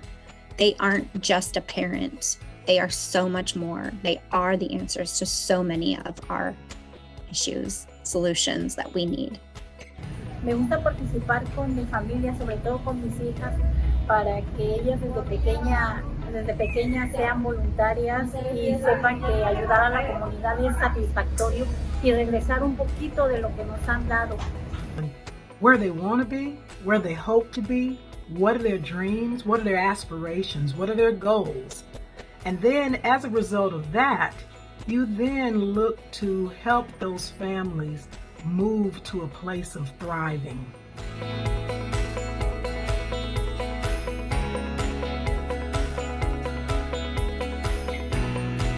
We've seen Two-Gen impact when a WMCAT student is doing homework together, with her child. When a mother or a father moves into a living wage career that offers not only flexibility for parenting, but also greater income security. When we see a scholar earn their college degree and walk across the graduation stage, and we know that we've also helped their child thrive in kindergarten. In a more systemic sense, We have seen 2Gen impact by looking at the outcomes in enrollment and retention in the programs that we fund and other programs, in recognizing that programs offering those 2Gen supports do better than programs who don't offer the same kind of supports. Caregivers perceive that their child improved their social emotional skill development, and friends of the children help them strengthen family relationships, behavior, and parenting skills. Yo me considero una mujer empoderada y pues gracias a eso quiero yo enseñarles a otras madres de familia para que también juntas luchemos por ayudar a nuestros hijos, a nuestra comunidad. We have home visiting programs that work with both parents and children in their home to prepare them for life after 5 and to also help them move beyond the experience of poverty. Learning how to speak with your children as opposed to speaking always to your children. Just so many different ways we have seen the 2Gen model, the 2Gen paradigm make a difference.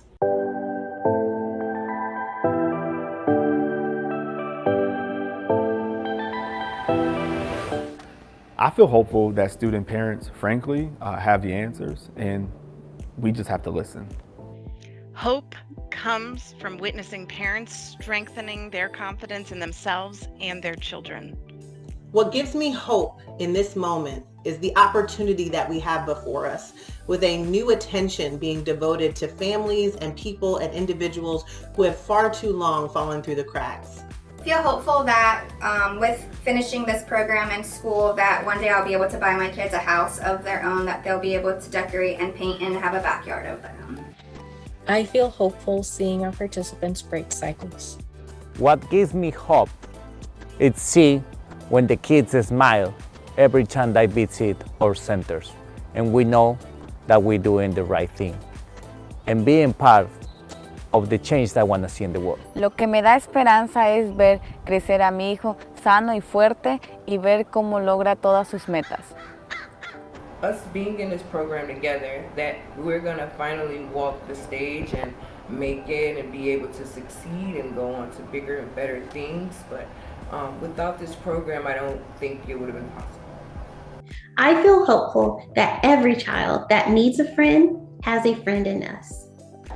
What gives me hope right now?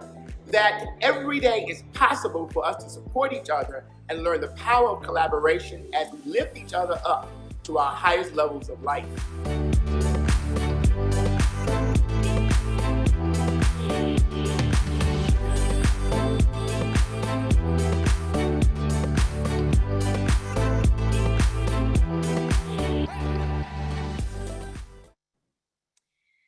Thank you to our incredible Ascend network for their ideas, actions, and meaningful work. We are now going to take a quick 5-minute stretch break. So join us back here at 3:43 p.m. for a really dynamic conversation with Nisha Patel, Mayor Melvin Carter, and Dr. Aisha Nyandoro. See you soon.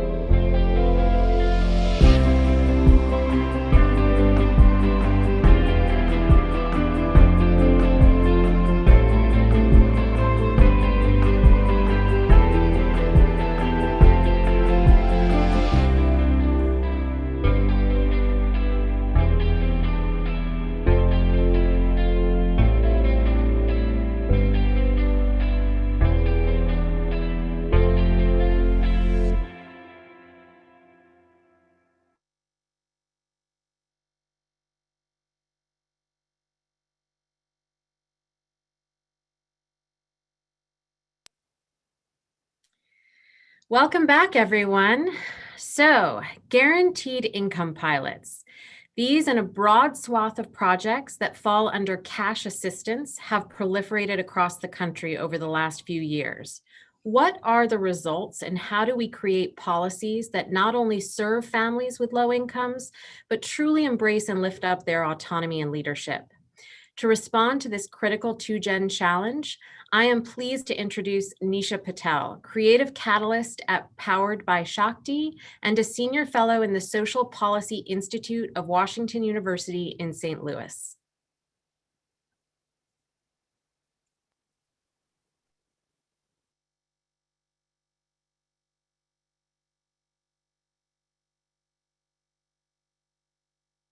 All right. Hi, everyone. I am Nisha Patel, and I'm excited for today's conversation. My work over the past 25 years has focused on creating community-centered economic opportunity, particularly for people who've been most locked out of that opportunity. And I've worn a bunch of hats over the years across different sectors, philanthropy, government, think tanks, and I was fortunate to be a part of the founding team at Ascend at the Aspen Institute way back in 2011. And I'm now an independent consultant, and much of my work is focused on income and assets relevant to the topic today. And it was through Ascend that I met the two fabulous leaders that I am going to introduce you to, both of whom are Ascend Fellows, both of whom are leading guaranteed income programs with a 2-generation lens. They are providing cash to parents and helping the next generation to save for their children's college education. So if you don't know them already, I am very excited to introduce you first to Dr. Aisha Nyandoro, who is the founding CEO of Springboard to Opportunities in Jackson, Mississippi, and where she uses, and we're going to talk about this, a radically resident-driven approach to all of her work. And she is deeply practical, strategic, and very impatient, which I love about her because that is a quality that we both share. And she has launched the very first of its kind guaranteed income program for Black mothers in the history of the United States, the Magnolia Mothers Trust. It also, believe it or not, is the longest running guaranteed income program that's currently in operation in the US. And I am proud to call her my friend. So any day I get to be in conversation with Aisha is a wonderful day. And then next, I want to introduce you to Mayor Melvin Carter. He is the 46th and the first Black mayor of the city of St. Paul, Minnesota. And he is a 4th-generation resident of St. Paul. And he leads an unapologetic equity agenda. So I can't wait to see what happens when you mix unapologetic equity with radically resident-driven. And since coming to office in 2018, which has not been long, he has been getting things done. He has raised the city's minimum wage to $15 an hour. So you know he's about cash. He has eliminated late fines at public libraries. We love that. Reestablished an affordable housing trust fund and launched an Office of Financial Empowerment, which houses what we're going to talk about today, the People's Prosperity Guaranteed Income Pilot. So don't you wish he was your mayor? Like, don't you wish Aisha was your friend? All right, so let's dig into it. We're going to talk about one of my favorite topics, which is cash. And some level setting for the folks out there in the audience. What we're going to talk about today is guaranteed income, which is a little bit different from, there's a lot of buzz around UBI, Universal Basic Income, which is an interesting topic, but people often inaccurately use it, I think, to describe both of your work. Universal would mean everybody. Me, Aisha, Melvin, millionaires, billionaires, we would all get access to payments. That's not what we're talking about. We are talking about targeted income to folks who have been locked out of opportunity. Now, I would argue the benefit is still universal, right? Because society benefits when we all have enough. All right, so let's dive in. I'm going to start with you, Aisha.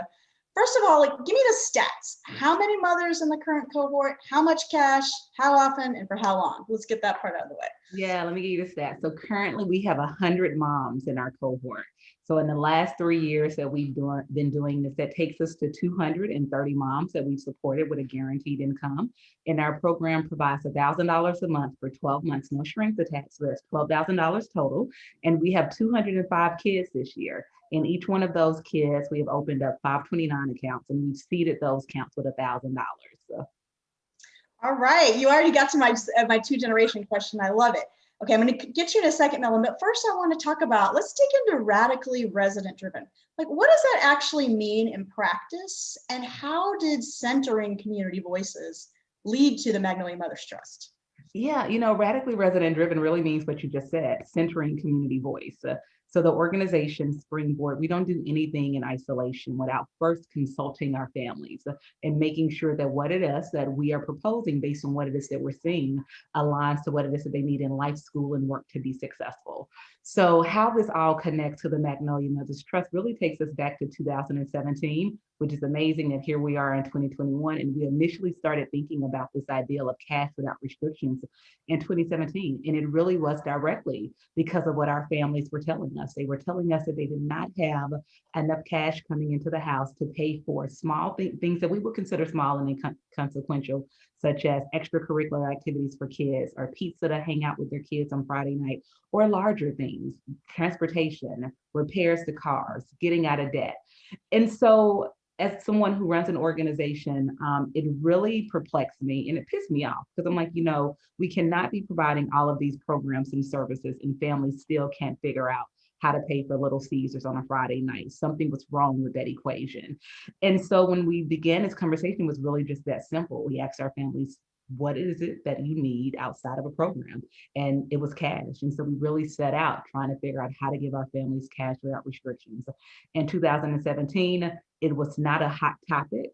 Individuals actually thought that we were a little off cue what it was that what we were trying to do. And a lot of folks, quite frankly, just told me that we could not give poor families cash. I had individuals just directly tell me that you will be wasting money, that you cannot give individuals you cannot give Black mothers cash without restrictions. And I also was told that the population that we were working with was too poor to be helped, because of the fact that our families live in affordable housing. On average, their incomes are less than $12,000. And at the time, no guaranteed at the time it was only us and C thinking about guaranteed income, but there were no demonstrations or no blueprints about what that would look like when you just inserted cash without restrictions. So individuals told us that our population was just too poor to be supported, and that we should be happy and they should be happy with the subsidies and vouchers that they already received under our social safety net. And as you said in my bio, I am impatient. And in some instances, I am radically impractical. And I never just take what someone tells us as the authority on a matter, especially when my families are telling me something specifically different. And I think as a leader, that's a good concept. And I think that's a good ideology and a work ethic to have. And so we set out trying to figure out how to give people money without strings. It was real easy. No, let me take that back. It was not easy to give people money without restrictions, but what it was that we were thinking about was real easy. See, we can do hard things. We can do hard things. Yes, even if the concept is easy, getting there is hard. All right, so Melvin, let's talk about the People's Prosperity Project. Again, same question. Give me the quick stats. How many families, how much cash, how often, and for how long? 150 families, $500 a month for a period of 18 months. It's a subset of one of our kind of signature initiatives called College Bound St. Paul, which is our college savings accounts initiative, which starts every child born in our city, every single child born in our city, with $50 in a college savings account. So each one of the families who are part of our People's Prosperity Pilot, and we named it PPP on purpose to show what a real kind of people-centered, PPP that actually hit Main Street might look like. And so, every one of those families is a participant who had a child born sometime in 2020. They're all families who've had their income impacted because of the COVID pandemic. And they're all families who, like Dr. Nyandoro just said, they are all families who absolutely need support more today than ever before. As we think about how we support those families, to Aisha's point, usually we support families from this like super patronizingly paternalistic approach. Like, here's $1, but you can only use it for groceries. You can only use this $1 for childcare. You can only use this $1 for housing, in ways that tell families in a million different ways, we know more about your family from City Hall or from the state capitol or from Washington, D.C. or from a nonprofit organization than you do. And that's insane. That's insulting, especially in a crisis like this, where we know that one family might need housing support and another family might need food support. And moreover, a family who needs housing support this month might have a car breakdown next month and need to be able to fix up that car. I draw from my own personal experience in this, in that when my oldest daughter was born, we were a family on WIC. And we would go, if you know anything about WIC, I know you both do, we could show up at the grocery store every couple of weeks and get an unlimited supply of peanut butter and eggs and milk and cheese. But the thing is, my daughter was born with a life-threatening allergy to peanuts. She was born allergic to milk and dairy, or dairy and eggs as well. So just about all of the things that we could get in this unlimited supply that we couldn't even see our way to the bottom of were things that my daughter could not eat, some of which could cause a life-threatening incident. So that resource that was designed to help us in this moment, that was designed to help my daughter, very specifically did not. And I would leave the grocery store every couple of weeks, not only not helped, but angry and resentful at this program that was supposedly here to do this help, but didn't. Because instead of listening to me, instead of saying to us as a family, hey, what do you need and how do we support you filling your family's needs? Somebody in some office somewhere decided that they knew better what my child needed than I did. And that happens over and over and over again with regard to all of our public resources. This is a way to say, stop it. There's a new approach. And I think the word you were looking for, Aisha, is simple. It's not easy, but it's incredibly simple. When people ask us, why are we taking this new approach? People ask me all the time, why this new approach to fighting poverty? And my question is always, why would we keep the same approach to fighting poverty? You know, I think the question is the opposite. What reason would we have to continue fighting poverty in the ways that we have? Here we are 60 years into a war on poverty, and the notion of investing directly in low-income families still feels strange and unusual and radically, what was it, Aisha? Radically unrealistic. Radically resident driven. That's right. That's right. And so that's the approach that we're taking, and it's been an exciting approach so far. Thank you. And thank you for sharing that personal story. You know, it's really powerful. You know, community voices, personal experiences, all the things that for so long have been left by the wayside when we talk about, is something evidence-based. Sometimes it's like the evidence is right in your face if you talk to the people in your community. And I want to pick up, Mayor Carter, one of the things that you said was you were intentional in calling it PPP, or you're talking about like, what does real centering of people look like? And how does government do a better job of that? Your pilot, I've looked at it, there are a bunch of pilots cropping up around the country. I believe yours is at least the first that I became aware of that's combining philanthropic capital with public dollars. And so can you talk a little bit about how that came about, like some of your collaborators and perhaps some of the unexpected allies that you brought to the table to help make this a reality? Yeah, without a doubt. First, we're excited about all of those pilots around the country. This is coming up as a part of this national organization that we created called Mayors for Guaranteed Income, of which I'm a founding member. We are following the lead of Stockton, California, a good friend of mine, former mayor Michael Tubbs, who was doing this work before any of us were. As far as cities are concerned, we said we want to build on that work when we created Mayors for Guaranteed Income, and our team was really excited about it.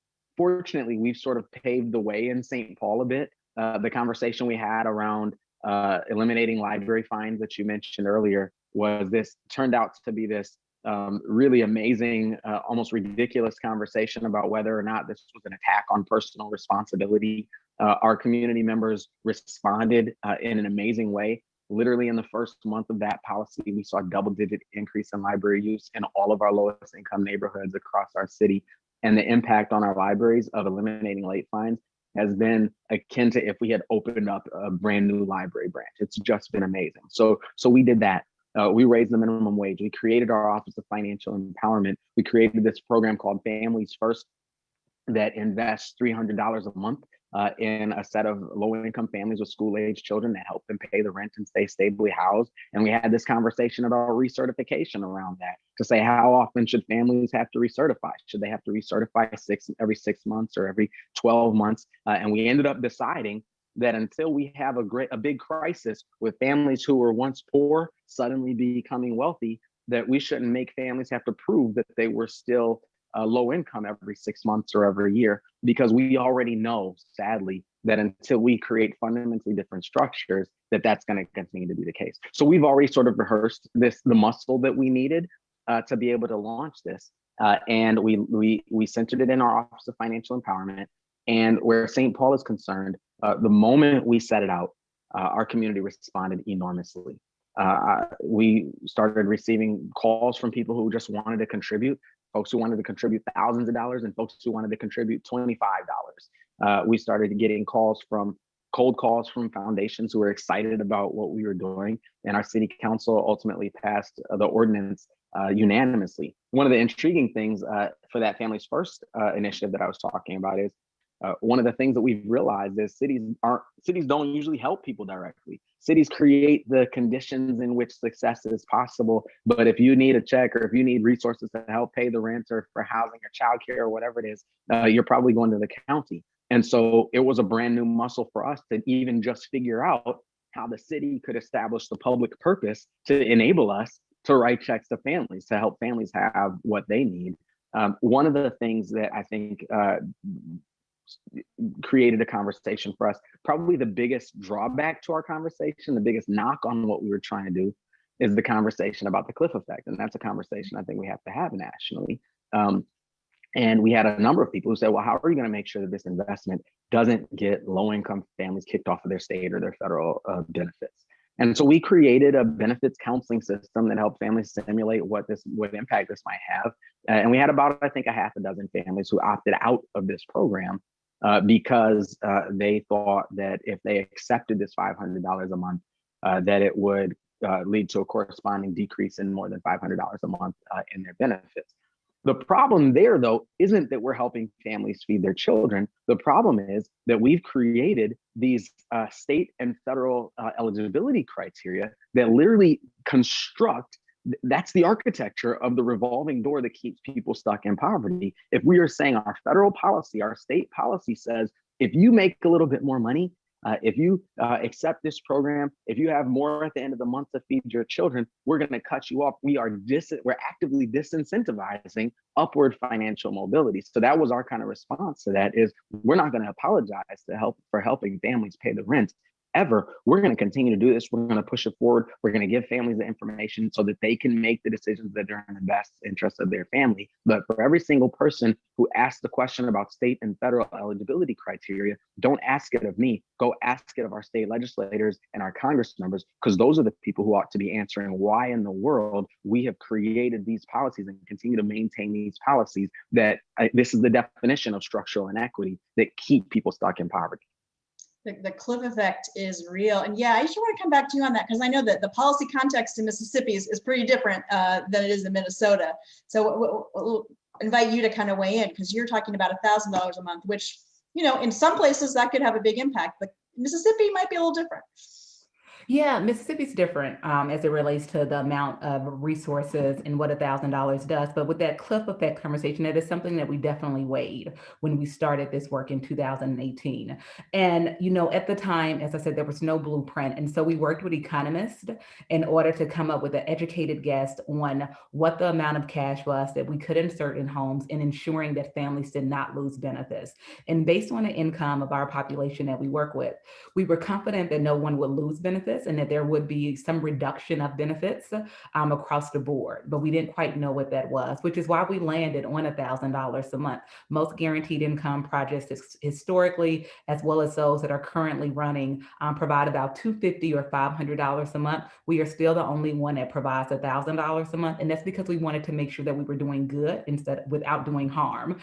And so what we've seen with that is that individuals, in fact, are having the resources that they need to actualize their dreams and to still take care of the things that they need for themselves and their families without seeing a significant reduction in those benefits. Across the board, there's a reduction in benefits of about $300 to $400 per month, but families are still indicating that that $600 or $700 gain is much more significant because it's cash. It's not a subsidy, it's not a voucher. And then the other piece I'll say about this is also important. It's because since ours is considered income during tax season, they can check the box as it relates to the earned income tax credit, and they can recoup recoup those resources. So it really is a policy win for us, but also the policy win for us is we were very specific when we started this work and thinking about this, because we were pushed as to why not go after waivers in order to ensure that some of these benefits were not decreased. And we were clear that in order to have the conversations that we wanted to have about our social safety net and the paternalistic aspect of it, and about the safety net, we could not go after waivers, because then we could not push the conversations. Our families have been telling us for years that the way our social contract is set up is not working for them. They have been saying for years that every time I work, my benefits decrease. Every time I have a little gain, my benefits decrease immediately, or in some instances, my rent increases immediately. And no one was ever listening to them. Now that we have all of these quote unquote leaders doing guaranteed income and seeing in real time how this works and what our benefit structure looks like, we now have collective impact, and we have more individuals standing together with our families and saying that something is wrong with the system. We cannot ask families to do everything in their best efforts to exit poverty, but our system is designed to constantly pull them back. And so we are pleased with where we are in those conversations and continue to push it forward. But like you said, Nisha, here in Mississippi, I'm very clear of what it is that we can do with public resources. But as we think about policy in the long arc of policy, I'm thrilled that we have been able to provide a model of what this can look like in other places, and also provide a model of what it looks like to work in a conservative state, what it looks like to run guaranteed income through a community-based organization rather than a city structure, and that there are so many different ways in which you can come into the conversation about guaranteed income, and we can still have impact. I want to actually pick up on something that you both started to get into, which is state policy and federal policy, the constraints, that have been challenging as you've been setting up your programs, but also thinking about just the rich learning and insights that have come from the community residents that you work with and from the programs. And how, two themes, really the themes around policy, but around narratives, how some of the shifting narratives might help as you think about just how we scale some of the learning to actually shift state and federal policy. So I'll invite you, Mayor Carter, and then Aisha, please jump in. I am hopeful that the shifting narratives will help. We've all seen in the last 12 months, families lose their income, investors lose their businesses, people lose their jobs or get laid off or lose hours because of the pandemic. And whereas prior to COVID, we sort of have that culture that's if you're low income, that must mean there's something wrong with you. If you're low income, if you don't have enough money left at the end of the month, that must be a sign of a character defect. And the reason cash is king is because I think we're acknowledging that poverty exists because people don't have enough money, not because they have a character defect or there's something wrong with them, because literally people don't have enough money. And as we're seeing more and more people in our community be impacted by layoffs or closures or reduced hours or whatever it is, business restrictions, those types of things, we're realizing in our public narrative that really good people who are trying to raise their children and who are trying to kind of pay the taxes and be good neighbors and be constructive neighbors in community are impacted by poverty every single day. That didn't start because of COVID. And I'm actually convinced that nothing really new happened in 2020. Everything that happened in 2020 happened a long time before 2020. A whole lot of people have been trying to give voice to some of those things. But in 2020, we saw a lot of these crises in ways that we're not used to before. We saw not just a concentration, but we saw them hitting our suburban communities. We saw them hitting our rural communities. We saw them hitting communities all across the country. And that, I think, is what has demanded a new set of policy solutions that have been brought to bear kind of since. Our goal is, as people get vaccinated, more and more of our country gets vaccinated, to never let us kind of go back to business as usual pre-pandemic. Because again, all of these conditions existed pre-pandemic. And if they're a crisis now, because there are people in our suburban communities who are facing these conditions, then there's still a crisis because people in our inner city communities across our country, people in urban cities, people in our communities of color are continuing to face these same issues. I think about my grandfather, as we asked my grandfather and my kind of elders in the African American community what the Great Depression was like. They sort of said, I don't really know. We were poor before Black Monday and we were poor after Black Monday. As the rest of the country sort of started to move on, we cannot move on, because if we do, we'll find ourselves right back on the starting line of this inequitable, uninclusive, and non-resilient economy that cost us so dearly in 2020. That's the approach that we're taking, that we just cannot go back. This shifting narrative, this shifting understanding of who needs money right now, which is different today than it might have been 2 years ago, I think, and I hope will kick a door wide open for long-lasting, permanent policy change and investment in our country. All right, Aisha, I'm going to give it to you for the last word. Take us from narrative to the policy change we want to see in the world. Yeah, definitely. So thank you for that beautiful setup, Melvin. So I'm going to talk about narrative, I think, a little differently, because I think Melvin definitely did a great job of laying the foundation for narrative and why that's important, and really making sure that we know each other and connecting the dots between moralism and poverty. And unfortunately, I think some of us still don't get it. We still don't understand that individuals are poor not because they choose to, because of the inequitable systems and structures that all of us have allowed to perpetuate, and quite frankly, that all of us benefit from. So we all need to do our own hard collective work in order to understand where we fit into that narrative. But honestly, I've been thinking about narrative a lot the last year as it relates to the stories that not only we tell about poverty, but the stories that individuals living in poverty hear. So if you are constantly living in a life of scarcity and individuals are telling you what it is that you deserve, what it is that you're entitled to, what it is that your life should look like, over time, you begin to take that narrative on as your own. And that is the most harmful part of all of this to me. So you are not connected to your history, specifically here in Mississippi. You're not connected to your history of Fannie Lou Hamer or Dr. Dorsey or, any of the other trailblazers who came before and led the foundation, and who were individuals working at the intersection of community and policy. And you don't know those stories because you are constantly told by someone being Black or brown and a female and in poverty what it is that you can have. And so that's internalized. So you give away your power. So as we have been thinking about narrative a lot, it's definitely that external piece where we have to go about changing the narrative and changing the narrator and making sure that individuals own their stories. But we're also making sure that our women and the women that we work with, and as we talk about narrative, that they begin to internalize a new narrative for themselves, because we feel like that's where the power is. And we feel like that's where the movement building happens.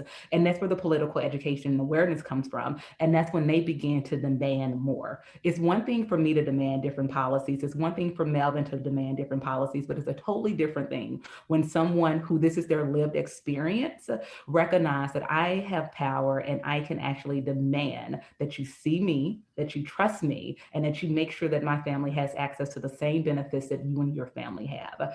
And so that's what I think is important as we're talking about narrative. And I'm gonna connect this to policy, Nisha. And I also think that's important as we think about the long arc of policy, what all of us are working towards. So all of us who are doing these guaranteed income projects in some iteration, it's not about this specific program. It's really how do we take these programs and get to policy, because that's where you get the sustained change. And we are all very clear, none of the work that all of us individuals are doing is about 100 guaranteed income pilots in some iteration happening right now in this country. None of these can be sustained with philanthropy alone. It is going to take federal shifting and federal policies in order to begin to chip away at poverty. And a perfect example of a policy in which we have the ability to make permanent is the child tax credit.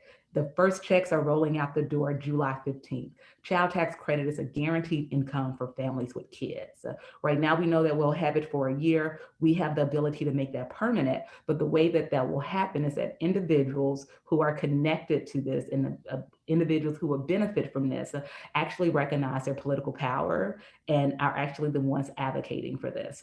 My biggest frustration, I think, right now with guaranteed income in the movement that we're building is that we have got to get to the place that those of us who have built the movement begin to take a step back from the movement and turn it over to the people who are accessing. Because, you know, right now, I would not benefit from a guaranteed income. Melvin would not benefit from a guaranteed income. Those individuals who are leaders in this space, we have got to really make sure that it's a movement. And the movement is by virtue held and led by the individuals who are directly benefiting from it. So when I think about narrative, that's really where, in the connection of narrative and policy, that's really where I am in the spectrum of guaranteed income. Whew. That is, you, as always, we packed a lot into a short period of time. And so I want to ask our audience out there to virtually please join me in thanking our panelists. And I will close out with just to lift up a couple of things I heard in this conversation. Number one, as a leader trying to innovate in the space, you heard it from the best, right? Don't ask why, ask why not, right? You're trying to get something started. Both of these leaders used their imagination and said, why not? Second, you just heard it from Aisha, as we try to shift power in these movements and change narratives, we need to change the narrative by changing the narrator. Dr. Nyandoro, that's a quote from her. And then third, bringing it back to the two-generation focus of this entire forum. What's the formula? If the challenge we're trying to solve is intergenerational poverty, you heard it come up in both of these innovations. There's a formula. It's income for parents plus assets for kids, college savings, right? That's a two-generation solution right there. So I'll leave you with those three closing thoughts, and thank you for joining us. Thank you, Nisha, Melvin, and Aisha for your insights and recommendations. Lots of questions in the chat, which we at Ascend will go through and capture and plan to post a blog response on our website this week for folks. We also want to note that Springboard to Opportunities is one of 20 partners in the Aspen Family Prosperity Innovation Community, and you can find more on their project, the Magnolia Mothers Project, on our website. Now, let's delve into bold family-centered policies and practices that can put all family members on a path to mobility. We know that two-gen solutions require an equity lens, the inclusion of parent voice and expertise, and tracking outcomes for children and the adults in their lives together. But we also need to look at how federal and state systems and resources can be more effectively used for whole families. With historic federal funding either moving to states or under consideration for approval in Congress, it's vital to explore how to better serve families by aligning our systems. To lead us, please welcome Lola Adedokun, Program Director for Child Wellbeing and Director of the African Health Initiative of the Doris Duke Charitable Foundation. Hello, everyone. This has been an incredible series of panels. That was a hard act to follow, but I am thoroughly pleased to moderate today's session on bringing two-gen to life, taking equitable and effective actions for families. The goal of this session is to offer concrete and timely opportunities for this community of leaders and advocates to accelerate the movement around developing and implementing policies that embed two-gen whole family strategies in policy and program design and implementation. I'm honored to introduce Congresswoman Rosa DeLauro. Congresswoman DeLauro has worked for decades to harness the power of the federal government to better support those amongst us who have been marginalized and disenfranchised in our neighborhoods and communities. In each of the last 10 Congresses, she's introduced legislation to expand the child tax credit to help parents adequately meet the needs of their families, be it food, childcare, diapers, healthcare, clothing, and the many unexpected caregiving demands that parents face. And we applaud her latest achievement in successfully pushing for substantial increases to and expansion of the child tax credit through the American Rescue Plan. Today, Congresswoman DeLauro will share her perspectives from the point of view of a long-standing advocate for family-centered legislation and highlight opportunities for all of us to leverage lessons learned and existing family supportive policies to reimagine systems with families at the center. Thank you, Congresswoman.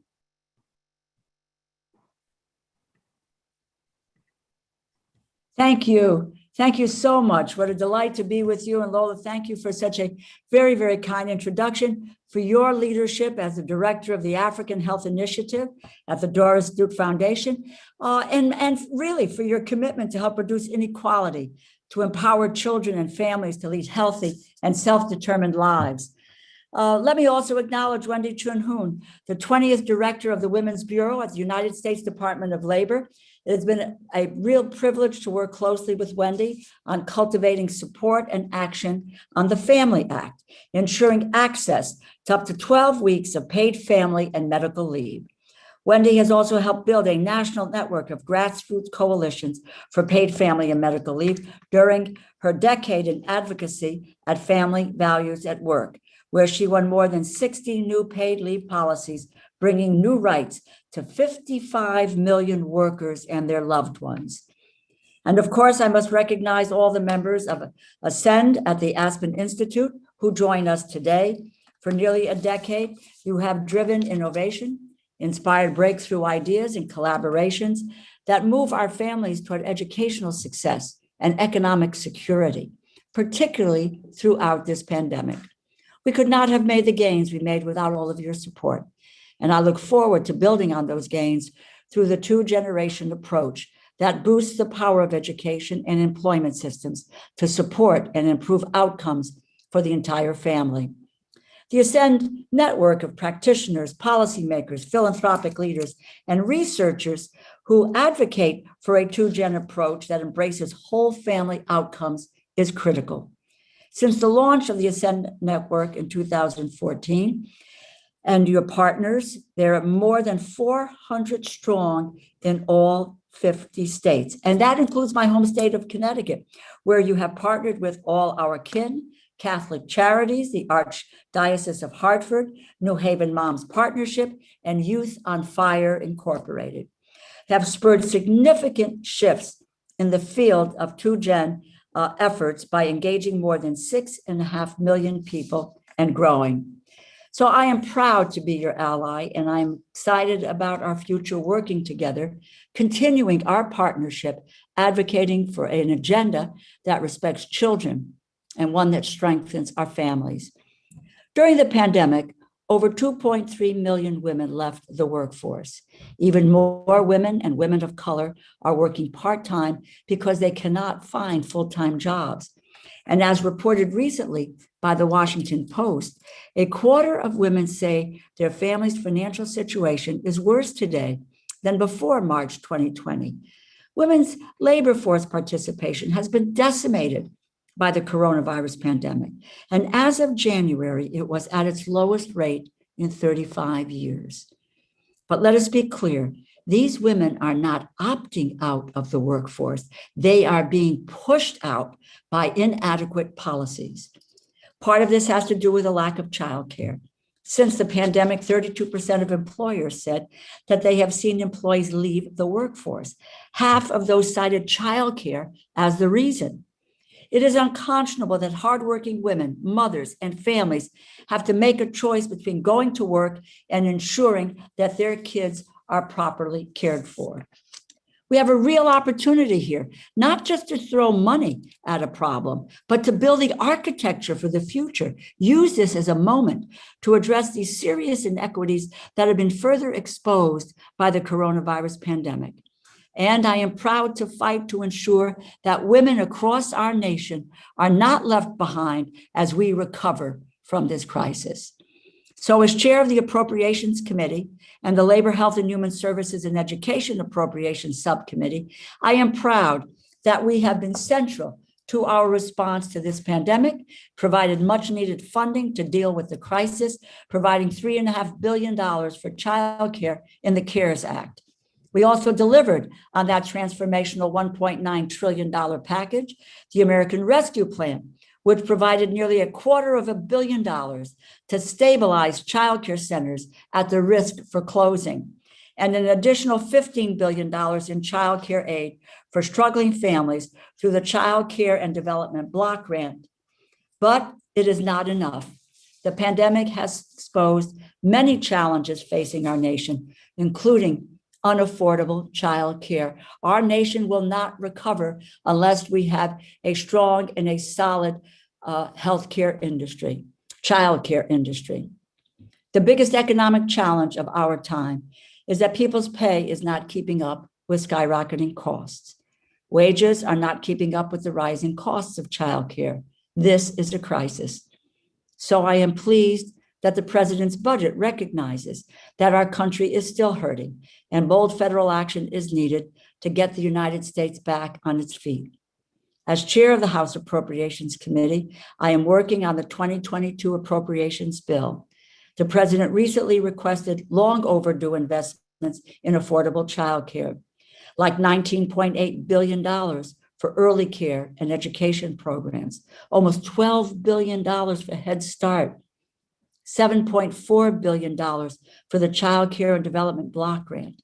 And I am currently working on crafting a bill before the end of this fiscal year.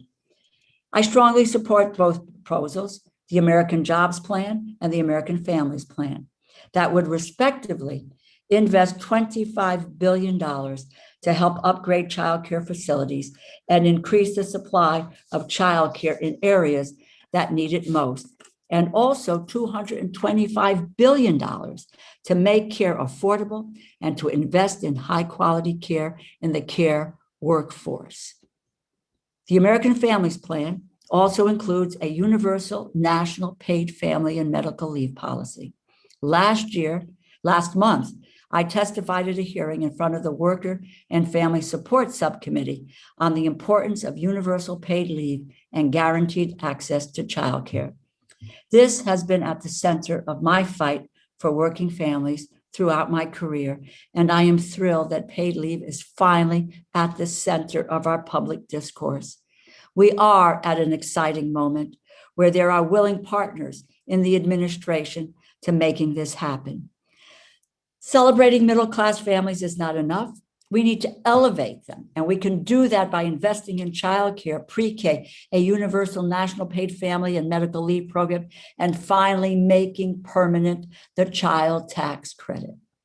That is why I introduced legislation to expand and improve the child tax credit in each of the last 10 Congresses, including the American Family Act, which, as you know, passed in the American Rescue Plan. The expansion and improvement of the child tax credit that were included in the rescue plan were groundbreaking, an important first step in the fight to make this expansion permanent. It is not enough. Children and families must be able to count on this benefit long after the end of this pandemic, which is why I will keep fighting to make this permanent. And I'm asking all of you to fight alongside of us in making this permanent. When you think about it, the child tax credit is transformative. It is a lifeline to the middle class and will lift 55% of children out of poverty, over 50% of African-American children, 45% of Hispanic children, 61% of Native American children, 45% of white children, and Asian Pacific Islander kids, about 38%. It is transforming. So we need your help to make the case for making it permanent. And today it appears we are at a crossroads. The president has been in negotiation with Republicans on the next package in terms of a top line number. But so far, bipartisan talks have yielded no public agreement, suggesting the White House may have to go it alone with reconciliation in the event of a unanimous Democratic backing in the Senate.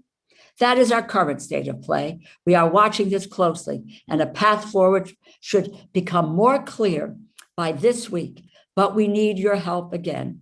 For low-income families that have not filed an income tax return, the IRS is creating an online portal to sign up for the child tax credit. Anything that you can do to engage and mobilize your networks, activate your leaders and organizations that operate in all 50 states, DC and Puerto Rico, to help these families get signed up would be deeply, deeply appreciated. And we will continue making the resources available to all of you to share with your network.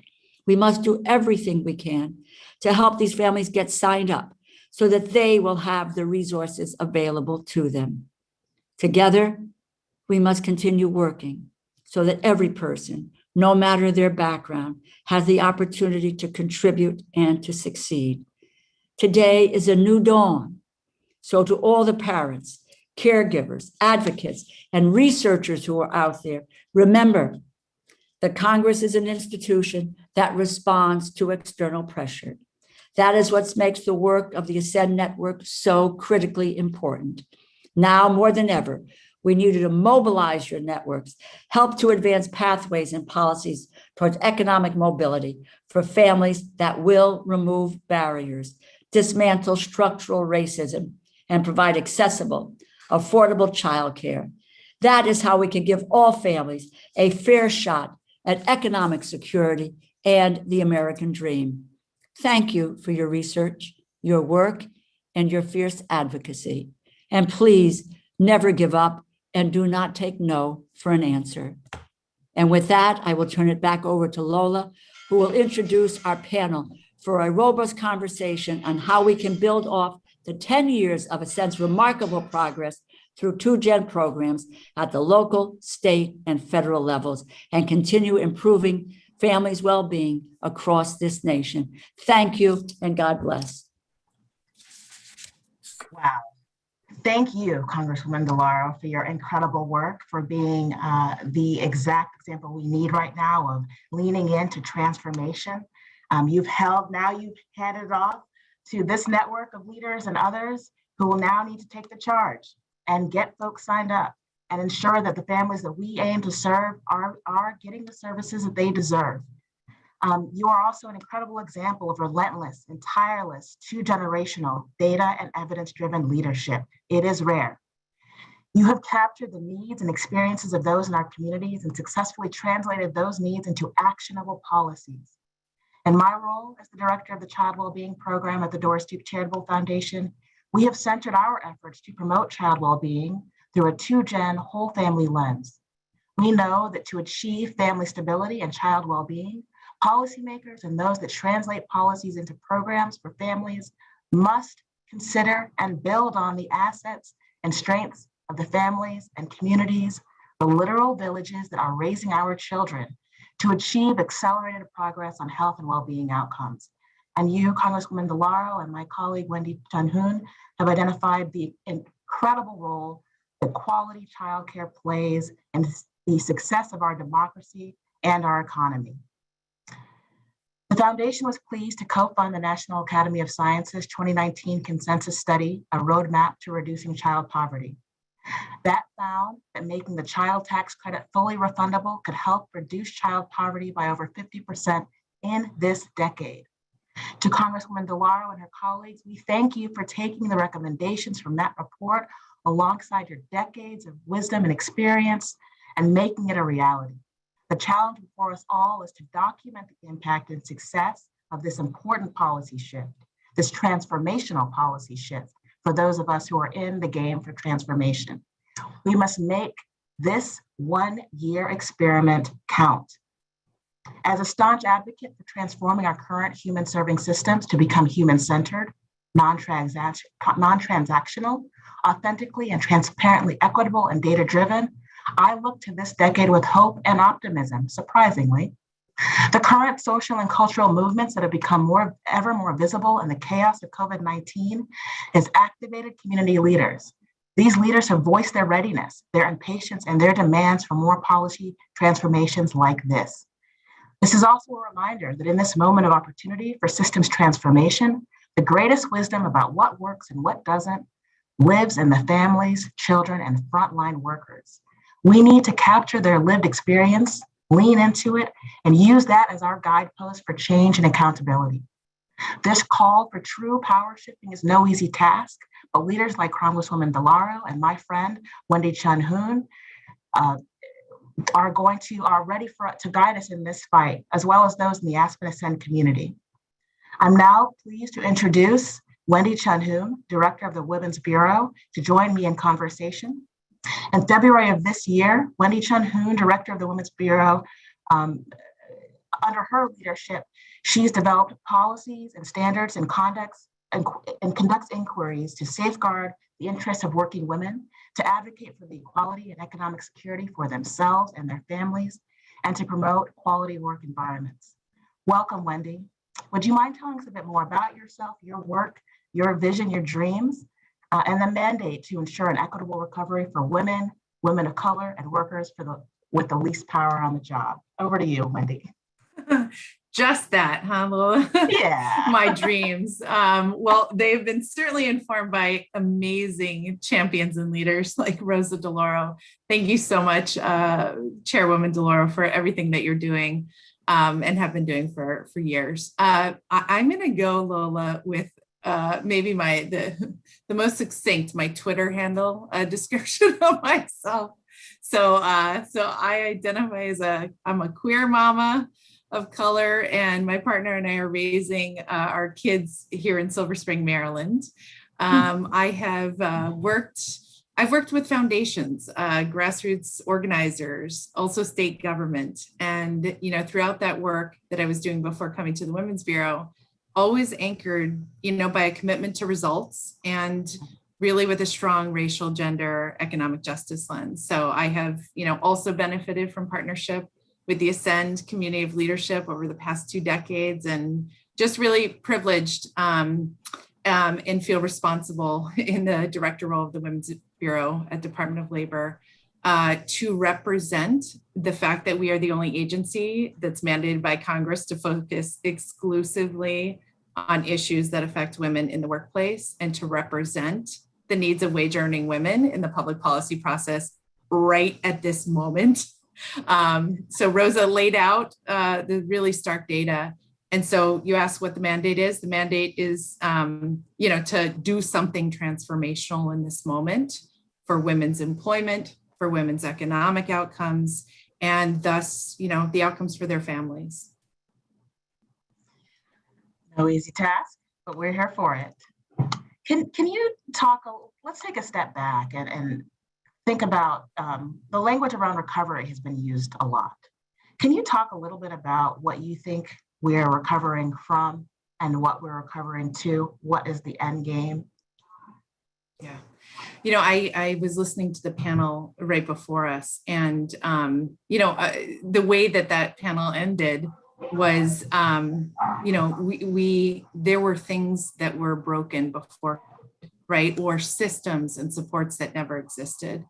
And so it is not at all enough. It will be a devastation if we think that we're recovering, right, to normal, because that normal wasn't working for us. So, a lot of what we're talking about at the Department of Labor, and certainly within the Women's Bureau, is the fact that, for too long, forever, perhaps, our economy has been really propped up by the undervalued labor of women, and specifically women of color, that structural racism has led to overrepresentation of women and workers of color in really low wage and low quality jobs. And we need to fix, the policies and practices that are perpetuating this gender and racial disparity in economic and employment outcomes. And a huge part of that is, as Representative DeLauro was just saying, is because of the lack of care infrastructure, right? Childcare, elder care, disability care, paid leave. So this really is sort of once in a generation opportunity to create that kind of care infrastructure. And that would be recovering to a new normal. Well said, well stated. So the pressure is on, as we've heard. We have a year, not even really. So what can we do, both on the side of philanthropy, but you also straddle, you have a background of nonprofit, you've got government, a government perspective, point of view. How can we, as leaders in these varied spaces, maintain and sustain the momentum around investing in childcare as we look to the next administration, as we look to a brighter future for our society? Yeah, and I would love to also turn the question back on you in a second. Okay. So I'll answer, and then I would love to hear how you would answer. I think there's so many things that are sort of conditions that are mutually reinforcing in this moment, that each, are important in their own right, and they're also very interconnected. So the fact that we still have a persistent gender wage gap across almost all of the 350 documented occupations. We have a little widget on our website that shows this. Is pretty devastating, but we've got to improve wages and working conditions in key female dominated sectors, right? Like the care sectors. we have to figure out how to disrupt occupational segregation. So the fact that women are concentrated into certain jobs, and those jobs are the lowest paying jobs of the economy. So really thinking about how we're getting women into pathways to good jobs. We got to fix everything we just said about we're still penalizing caregivers on the job in this economy. And we've got to figure out how we eliminate gender-based discrimination in the workplace. And there are several ways in which we need to do that. So, really figuring out what it's going to take from, us at government, from champions like Rosa DeLauro in Congress, and also within the philanthropic and community-based organization. How are we partnering to do exactly that? And, I have an idea. I would love to hear how you think about this. I mean, just if we take one thing that Rosa said about the $39 billion in childcare money, right, that came through the American Rescue Plan.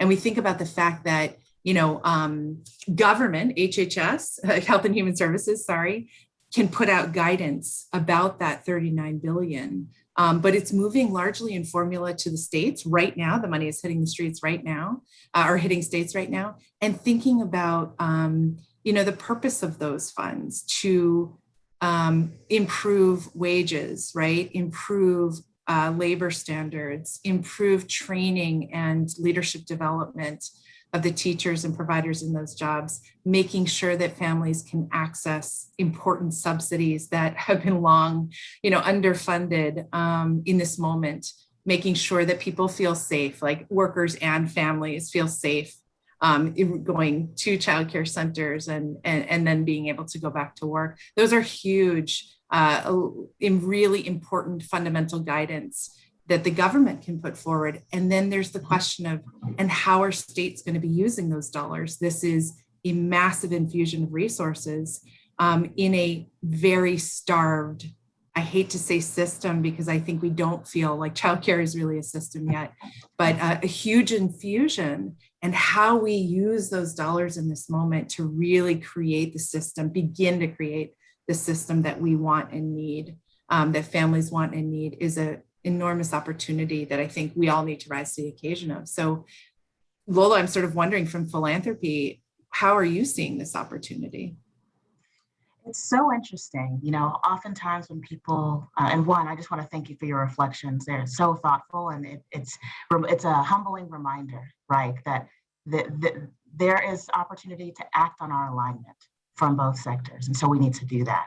And oddly enough, people look to philanthropy for more funding, but that's not exactly the demand right now, because there is, federal government, states, they have the real dollars to move mountains. We have the dollars to catalyze and challenge, and that's what we need to be doing. But moreover, I think in philanthropy, we have to walk the walk. So our dollars go to support and feed nonprofits across the country, not just for DDCF, but my colleagues across the whole sector. Are we, in our policies and our practices and the programs that we support, demanding the same, investing those dollars in childcare, quality childcare, not just for the communities that we serve, but everyone who lives in that and who is serving them? We have to create this reinforcing ecosystem that shows that we agree and we believe and it can be done. We have this freedom to be flexible and to show examples of gold standard. So let us practice a gold standard in all of the work we do. That is the challenge before us and my colleagues. The second is, of course, getting on board, finding ways, better ways to share what we think works. We have this amazing network of fellows here and leaders and nonprofits who are part of this network, who are examples of ways we can work better, ways we can invest in people better, ways we can value voice. That's our job, to capture that in ways that are not for the academics, but are for the policymakers, that are for those who are in place to implement and enact change. So that's what I'm looking forward to in this transformational conversation. And of course, looking to you all to tell us what we need to do better in philanthropy so we can get to respond to the needs and the demands that this many moments have raised for us. So let me pause there. Wendy, you have a lot of work to do today, I want to turn it to you. We've got a minute or two left. Please share your wisdom. Any last thoughts that we should take with us as we round out this panel? Well, I'm cheating because I did glance over at the chat and I see that someone had raised it. So I'll just take the opportunity to address it. And then I'm so sorry that I have to promptly hopped off because this is an amazing conversation.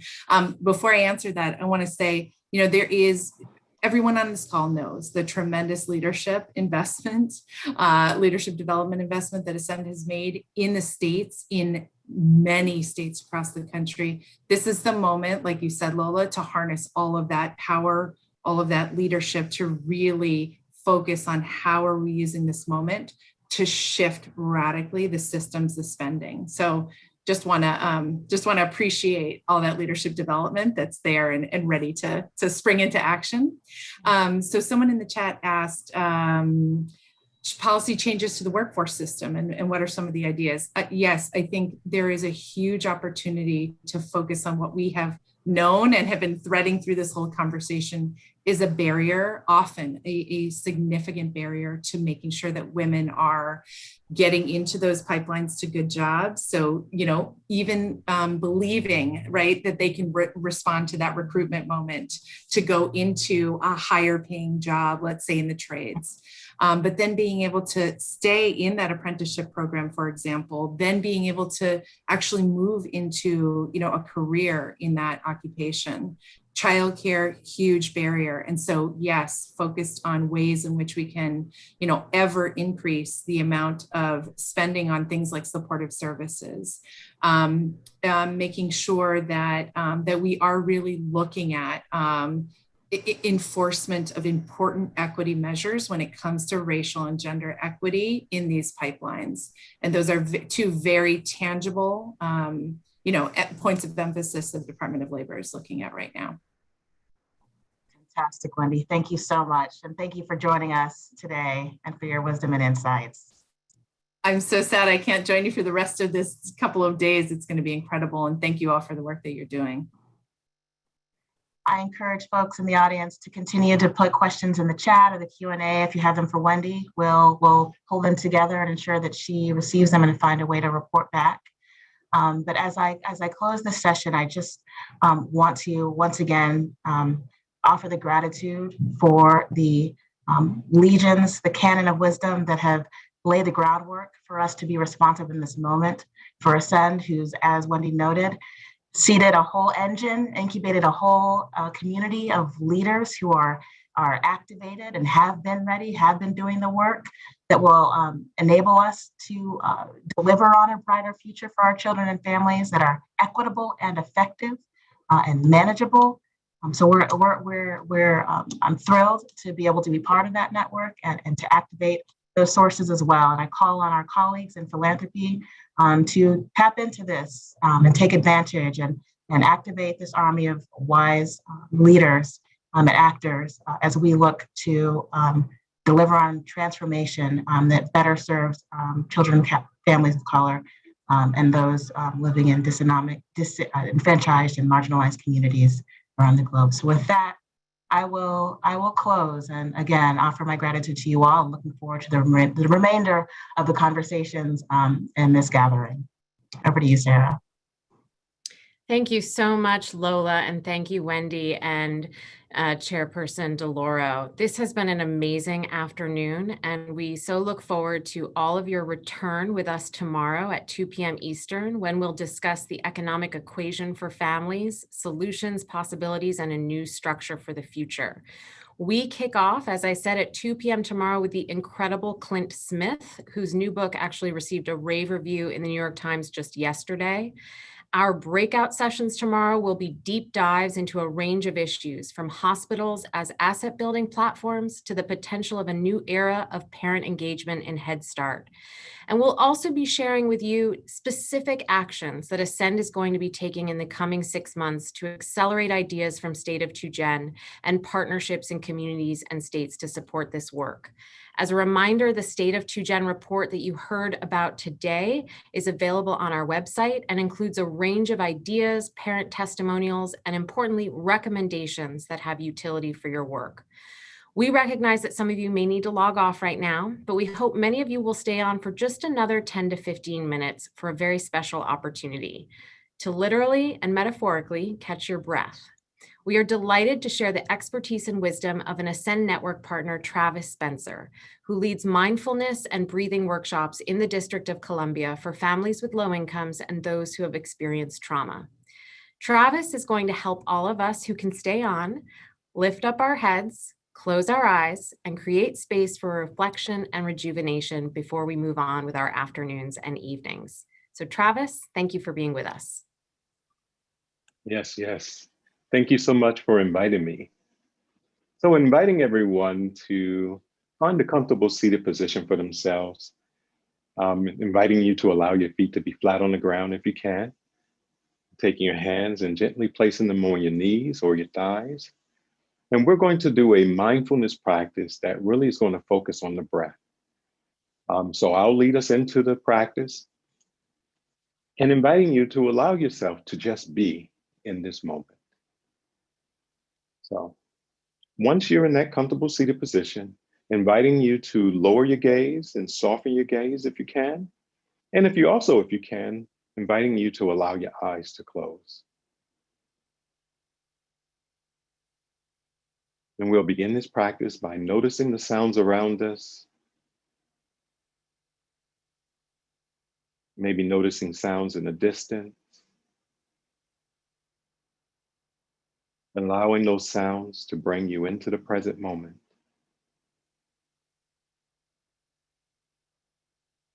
Beginning this practice with 3 deep breaths, inhaling through the nose and exhaling through the mouth. Beginning now, inhaling deeply and exhaling.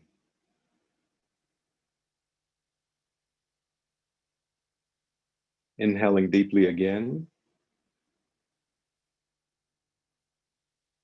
exhaling.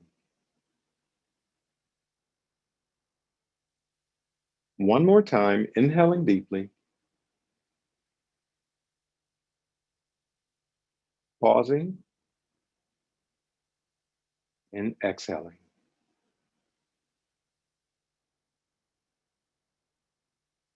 Inviting you to allow your breathing to return to its normal cadence. And as you inhale, inviting you to notice the breath. And as you exhale, gently scanning and noticing your body. Inhaling, noticing the breath. Exhaling and noticing the body.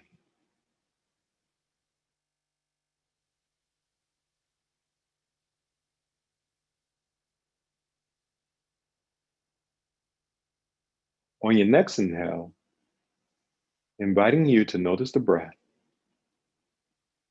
But as you exhale, inviting you to bring all of your awareness to your nose and inviting you to follow the air as it enters your nostrils, goes down the windpipe into the lungs, filling the lungs, and following the air back out of the body. Inviting you to do 3 or 4 breaths this way. Noticing the rise of sensations of breath as you breathe in and breathe out.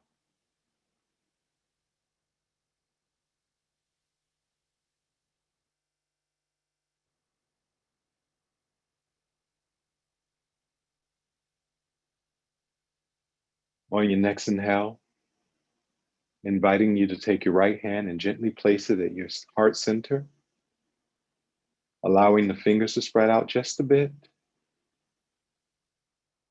Noticing the rise and fall of the chest against your hand as you're breathing in and breathing out.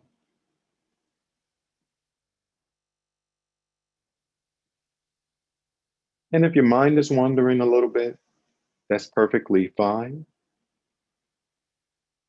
But inviting you back to this present moment, noticing your breath.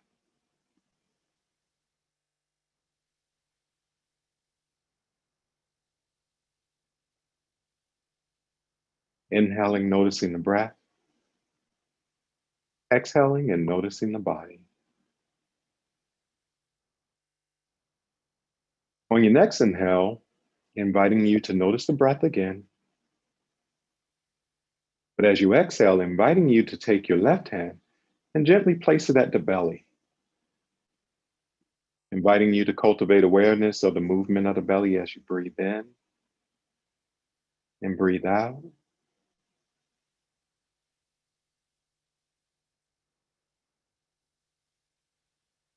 Inviting you to gently begin drawing the belly button in towards the spine, just enough to engage the core. And noticing the sensations that arises at the core.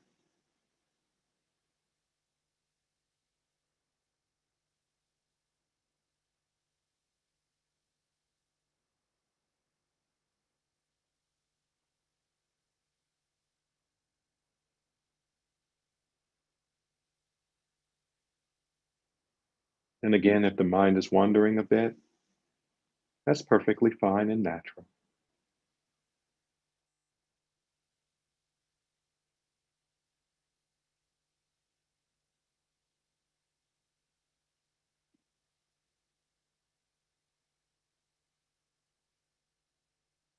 Inhaling, noticing the breath. Exhaling and noticing your body. Inviting you to continue to notice your breath as you inhale and exhale. And inviting you as you exhale to notice the shoulders and to allow the shoulders to relax as much as they can.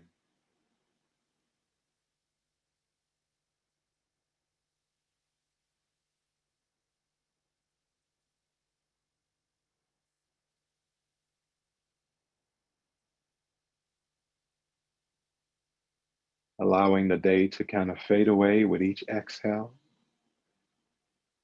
And with the relaxation of each breath, allowing the shoulders to just fall away as much as they can.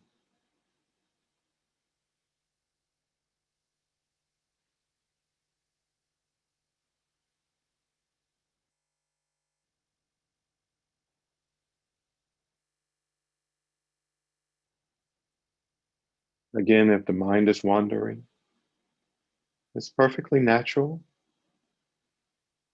and perfectly normal. But inviting you back to this present moment.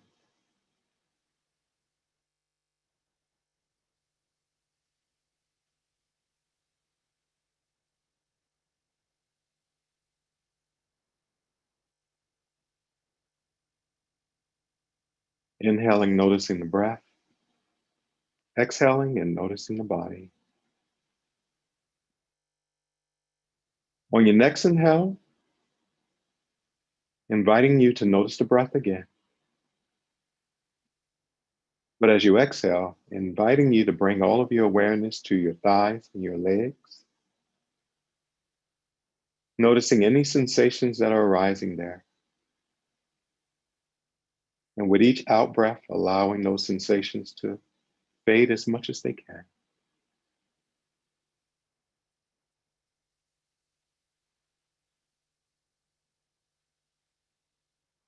Allowing the legs and thighs to relax.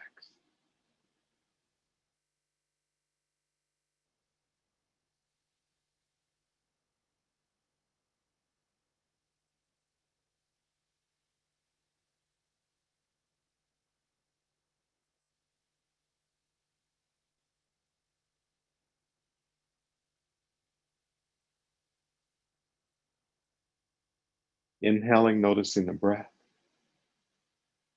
Exhaling.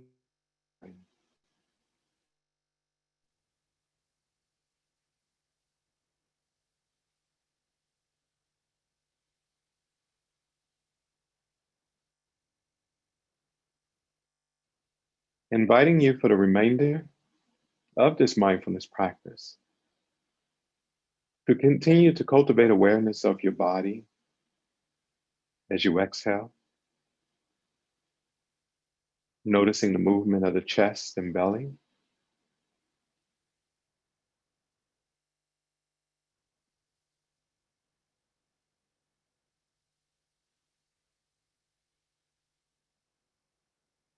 allowing that movement to slow as much as you can.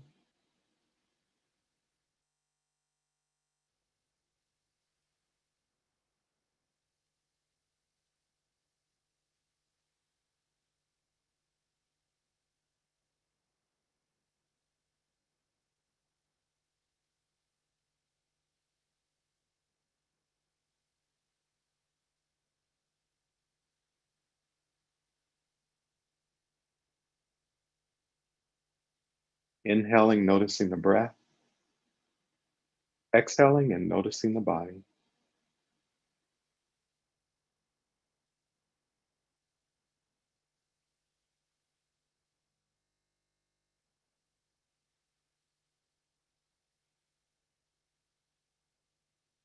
As we come to the end of this practice, inviting you to bring to mind the families that we serve, the communities that we love,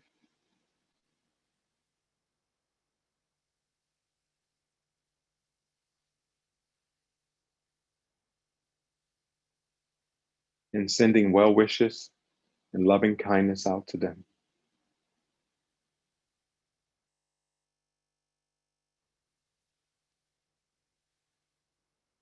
Inviting you whenever you're ready to allow your eyes to open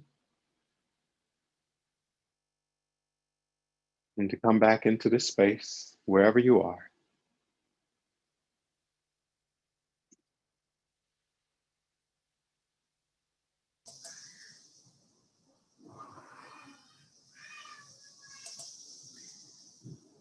Thank you, Travis, so much for leading us in that exercise today.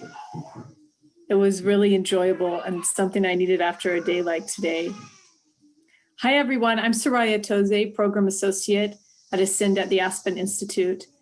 And, you know, I don't know about you, but the first sound I heard here in the DC area was the cicadas. But as Travis led us through that exercise, it reminded me the counterintuitiveness of mindfulness, that when we just take a moment to be present and to take that moment, we then have the ability to have space to think about the future. And it helps me to think about the dreams I want for my family of 6 and all families. Thank you so much, Travis. Thank you, Travis, and thank you, Soraya. Hello, everyone. Thank you for joining us today. My name is Wuzland, and I am the Program Associate for Leadership and the Aspen Institute Forum on Women and Girls. There is so much power in creating a space where we can dream, not just as individuals, but as a community. Part of our mandate for today, from what we've heard from today, is to disrupt systems of oppression while reimagining what those systems should look like, while centering the well-being of families and children at the center. As we aspire and do the work to transform these systems, we invite you to dream with us. This space is an opportunity for us to identify and document our collective dreams and hopes towards a better future for children and families. Our intention is that this exercise will enable us to take aim towards what we want to see change in the world and to reimagine what is possible. So with that, Soraya is going to share our question to you in the chat, and we invite you to answer, what would you want to see happen in the world in support of equitable outcomes for children and families? So we'll be co-populating a word cloud where we'll be sharing on the screen, and also for us to collectively see what our dreams are for children and families. So please use the code AFCF to enter your responses.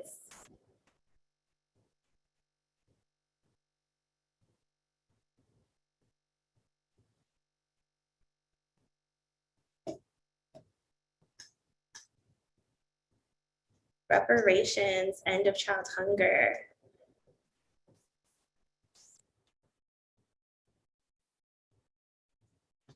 Centering parents, universal basic income. Unconditional transfers. A lot of things we talked about today. Thank you, Kelly. I see your response in the chat. Affordable housing and safe communities.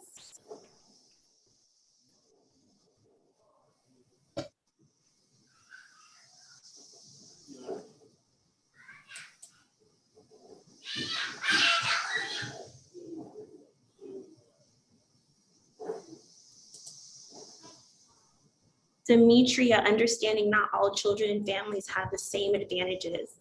Identify the true needs. Thank you for that response. All the way from Phoenix, thank you. Prioritize mental health. Building resiliency. Shifting power. Look how big universal basic income is. I love that. And I love that that was one of like the conversations that we had today. Like, what does it look like to support families in a transformational way? Mental health counseling is coming up a lot as well.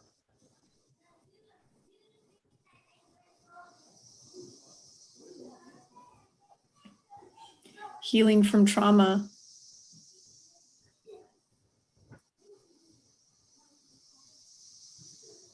Truth and reconciliation.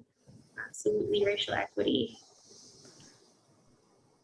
Centering parents.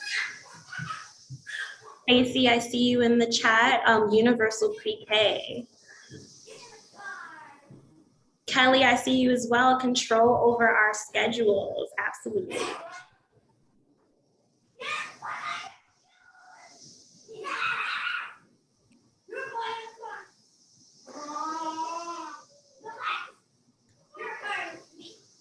Right, I love the 2-gen happening in the background. Letting people be. Letting people and children just be as well, I think is a great point.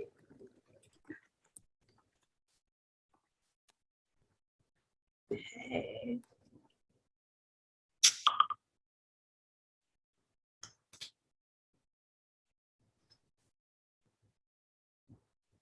This is amazing. I love it.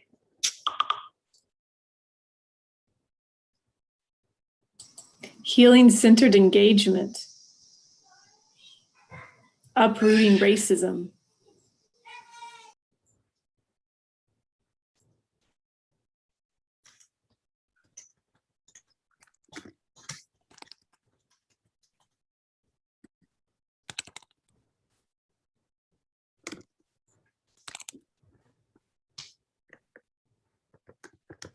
Changing the narrators. I love that. We did talk about narratives as well.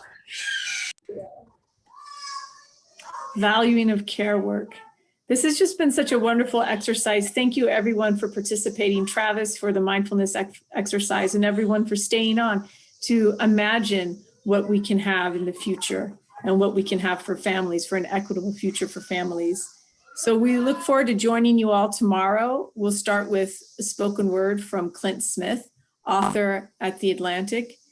And we'll also then be able to have another exercise where we'll talk about the economic equation for families, big policies and hopeful futures. Have a good evening, everyone. Good evening, everyone. Take care.